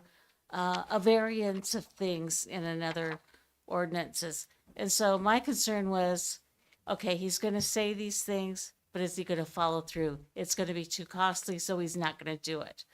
But it can be written in the TIF project if he wants to do it, correct? That is correct. And that answered my question is, how do you hold somebody accountable to something, but if he requires or requests TIF, that would take care of it. Okay, That's correct. thank you. Yes. Thank you very much. Would anyone else like to make a comment? I'm glad we had the public hearing now. Me too. Move to close the public hearing. Second. Motion by Garrick, second by Vols to close the public hearing. Brad? Gosh, Dan. Public hearing is now closed. Thank you. Okay. We are back to item number 7. Nick? Thank you. I still think that this is a temporary solution to housing. I don't think it's a long-term solution. I don't think it's a sustainable solution. And I hope in 50, 40, 50 years, council's not trying to figure out how to clean that up. I know that the trailer houses or the mobile homes are going to be new when they go in, but once they're set, there's no, you know, if the mobile home park ever gets sold over the years, the requirements of making those trailer houses new every year is just not going to happen. It's not possible. It's not feasible. My point is in 40 years, those trailer houses are going to be 40 years old, and they're going to, I hope I'm wrong, but I feel like this is a temporary fix, and I don't feel like it's a long-term solution. Other comments or questions? Nick, or Mr. Ed, Mayor, sorry. thank you. Question for the attorney. Mr. Bullington talked about having covenants. And so if Proterra sells the park to somebody else, do those covenants follow the property? Well, technically, if he puts covenants on the property and he sells the whole property, the new owner that owns the entire property that the covenants are could amend them or terminate them. If he sells a portion of the property and retains ownership of the majority, those covenants would stay in place. On all of it, including what he sold?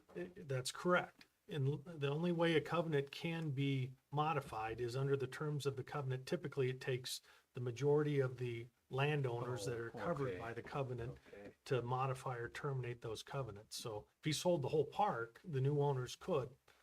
But if he's selling off pieces, and I'm not sure what the intention is to rent or sell, but if he's selling off pieces of it or subdivisions of it, the majority typically keeps the covenants in effect unless, you know, whoever the landowners that the original covenants were on decide to change them, the majority of those. So usually it's a super majority, 2/3.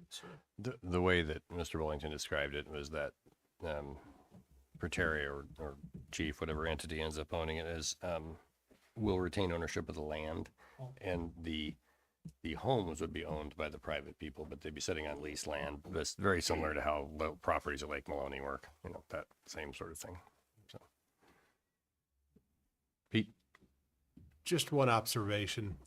We've been here long enough, but in 1981, when I graduated high school, my dad retired from the Newark Police Department, moved to Arizona. Him and my mom bought a mobile home. He lived in that mobile home till he died a few years ago. And that mobile home park out on the outskirts of Tucson is as pristine as the day was when he moved in there.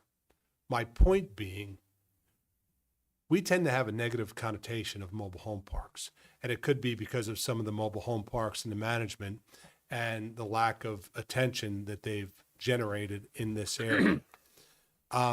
We need to, my impression of mobile home parks is different than probably a lot of people's, but you can have some really, really nice places with pride of ownership and upkeep and proper management, and they are phenomenal living facilities for people with modest means. So that's my point in this, and I think this is a wonderful addition, especially the way Mr. Bullington, I believe, is going to operate this mobile home park. So, thank you. Other questions or comments on number 7? Seeing none, calling the question on item number 7, please. Brad, your clicker is defunct. I pushed it, I promise. Okay.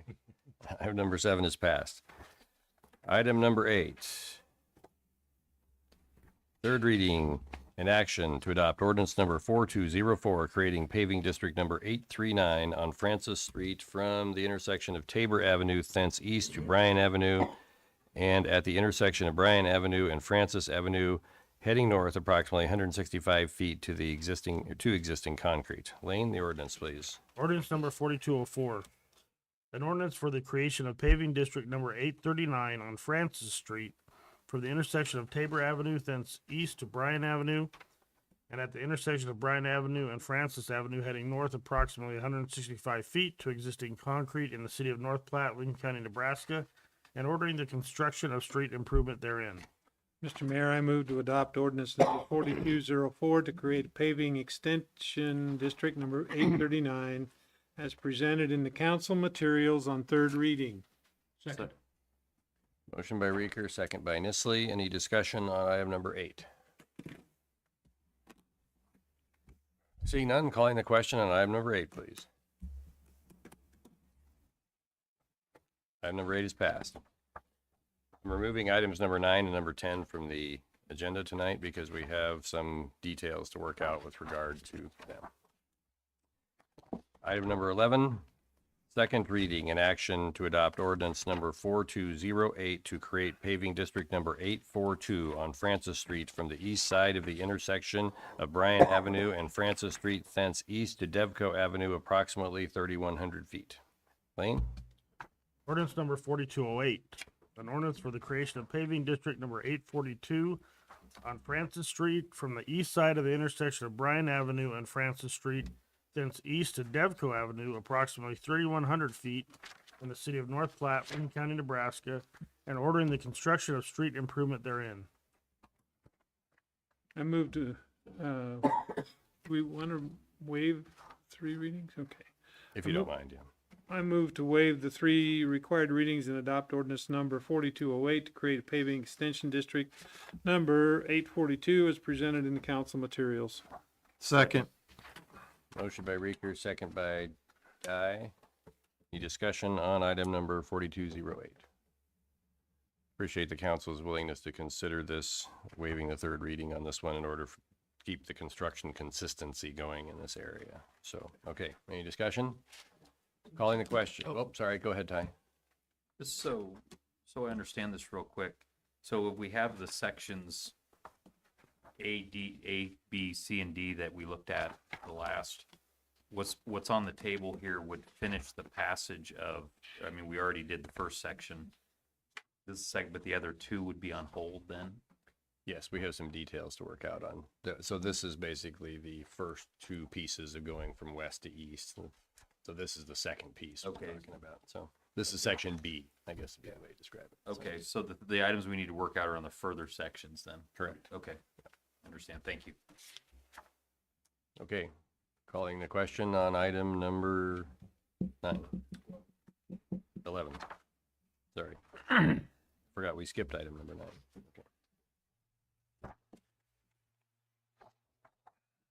Okay. Item number 11 is passed. Hold on, let me correct my documentation here. Item number 12, approve the resolution providing for the designation of FNBO as a warrant lender, authorizing the execution and delivery of a warrant purchase agreement with the such designated warrant lender and referring to and incorporating the items and conditions of ordinance number 3874 relating to warrant financing. Mr. Mayor, I move to approve the resolution providing for the designation of FNBO as a warrant lender, authorizing the execution and delivery of a warrant purchase agreement with such designated warrant lender, and referring to and incorporating the terms and conditions of ordinance number 3874 relating to warrant financing. Second. Motion by Reeker, second by Bowles. Any discussion on the resolution? Being none, calling the question on item number 12, please. Sorry. Item number 12 is passed. Item number 13, adopt the resolution approving claims and authorizing the issuance of one warrant to Level LLC in the amount of $385,758.96 and 40 warrants to Nebraska Land Bank totaling $13,670,333.31 to pay approved claims and referring to and incorporating the terms and conditions of ordinance number 3874. I move to approve the resolution authorizing the issuance of 41 warrants as presented in the materials. Second. Motion by Garrick, second by Bowles. Any discussion on item number 13? Mr. Mayor, may I recuse myself from this item due to potential for conflict of interest? The record show Councilman Lucas has removed himself consideration on item number 13. Other questions or comments? Calling the question on item number 13, please.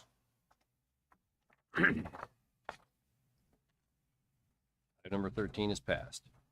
Item number 14, discussion on investment of municipal improvement bond proceeds. No action to be taken. This is just an informational item. Lane or Dawn, which one of you wants to talk? Lane's having trouble up here today, so go ahead. I'll let Don come up. This basically, as we had last week, or last meeting, with our proceeds from the bonds for the rec center, as those will be spent over amount of time, we're able to, by law, invest those for short periods of time to kind of counteract the interest. And so this is, Don went out to all the local banks to get terms for investing that, and we had 8 reply to us. And so we just wanted to let council know that they were all very favorable, and the most favorable terms are almost the same interest rate as what we were paying on the bonds. So for the time that money is invested, it kind of negates the interest on that for the short term. So it was very favorable and a very good exercise, and I'll let Don take it from there. No, I think Lane summed that up very well. We did send an RFP request to all the banks who had indicated an interest in being a depository institution earlier this year. So there were 13 banks on that list, and we received 8 responses, which I thought was fantastic. In working with our bond working group that has been meeting weekly with our municipal financial advisor from Northland, we discussed that we wanted to request basically 3 different terms of bids. So a short-term option for liquidity for us to pay the bills as they come due monthly or potentially twice a month, and then a 3-month option and a 6-month option given the construction estimated timeline. And the bids that we received for the daily liquid option ranged from 3% to 4.2%, so a quite tight range there. The 3-month options, which essentially all the banks presented a CD bid, ranged from 2.5% to 4.5%. So a little bit wider range there, but if we drop the one that happens to be the low bid, they were between 3.45 and 4.5. So again, very competitive from our local bankers. And on the 6-month option, the ranges were from 1.21 to 4.45. And we did validate the 1.21 was accurate. But if we would remove that from the range, we would be within a bandwidth of 1%, 3.45 to 4.45. First National Bank actually presented the high bid for all 3 options. So that would be, at this point, our suggestion as far as investing the proceeds. Approximately $7 million is what we were initially thinking here in a daily liquid option, and investing 7 million in a 3-month CD and approximately 6 million of the remaining proceeds in a 6-month CD based on our estimated construction schedule. We tried to do a conservative, hopefully, estimate on potential interest earnings, and I give credit to our financial advisor in some sophisticated programs that he has, but he is estimating about $266,000 of interest earnings over an approximate 9-month span that we estimate this money to be spent within. And 266,000 represents about 67% of a month's Yes. cost on payments on the bonds, roughly. They're a little over 300,000. So, okay. Anybody have any questions for Dawn while she's here? Great job. Okay. Why do you Go ahead, feel Ed. anyone? Mr. Mayor, Dawn, so, I mean, you're gonna pay some daily, and so then you're gonna need to put some more money back in the daily to pick up the daily. And you're gonna take some out of the 3-month to put in the 1 month. Is this just gonna be kind of a sliding scale?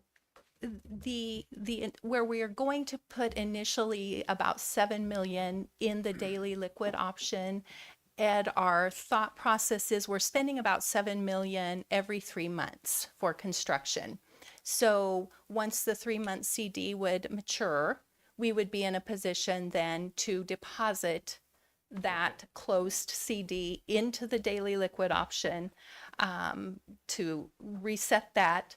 And then once that 6-month CD would mature, we would be in a position essentially to do the same and would likely be talking about potentially another bond issue. I mean, we will be having discussions and planning for that, as we speak moving forward based upon the actual construction schedule and how that goes. I thought that's probably what we were gonna do.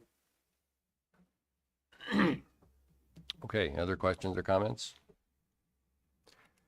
Okay, thank you. Moving on to item number 15, Mr. Mayor? approve the claims. I move we pay the claims. Second? Motion by Reeker, second by Bowles. Calling the question on paying the claims, please. Claims are paid. Public agenda request. We respect our city employees. Request that any complaints or criticism of employees not be aired in a public meeting. Concerns about employees should be brought to the attention of the city administrator or the mayor.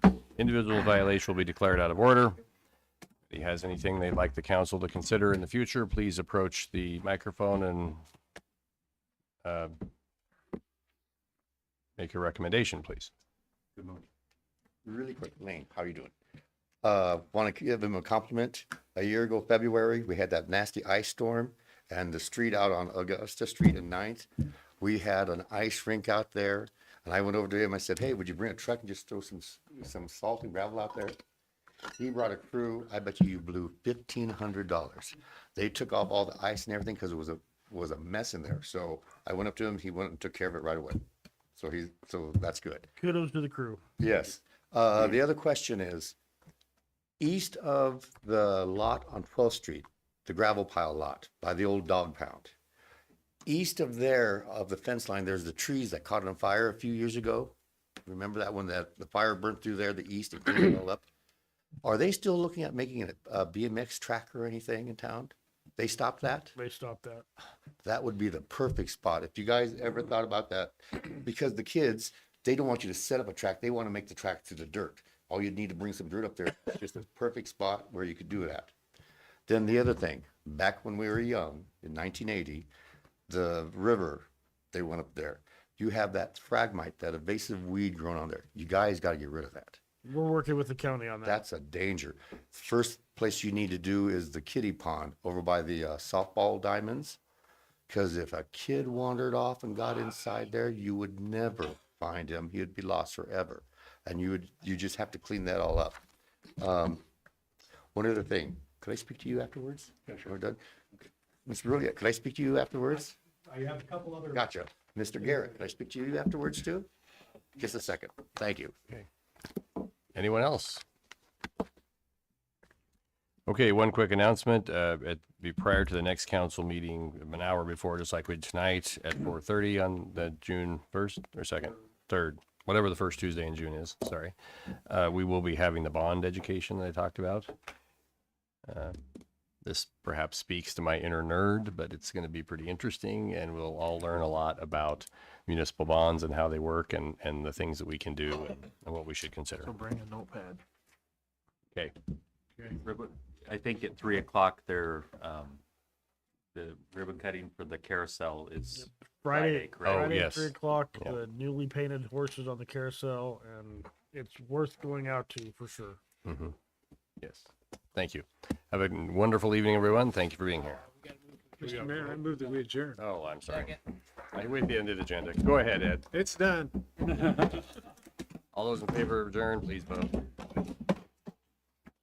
And we're adjourned. Thank you.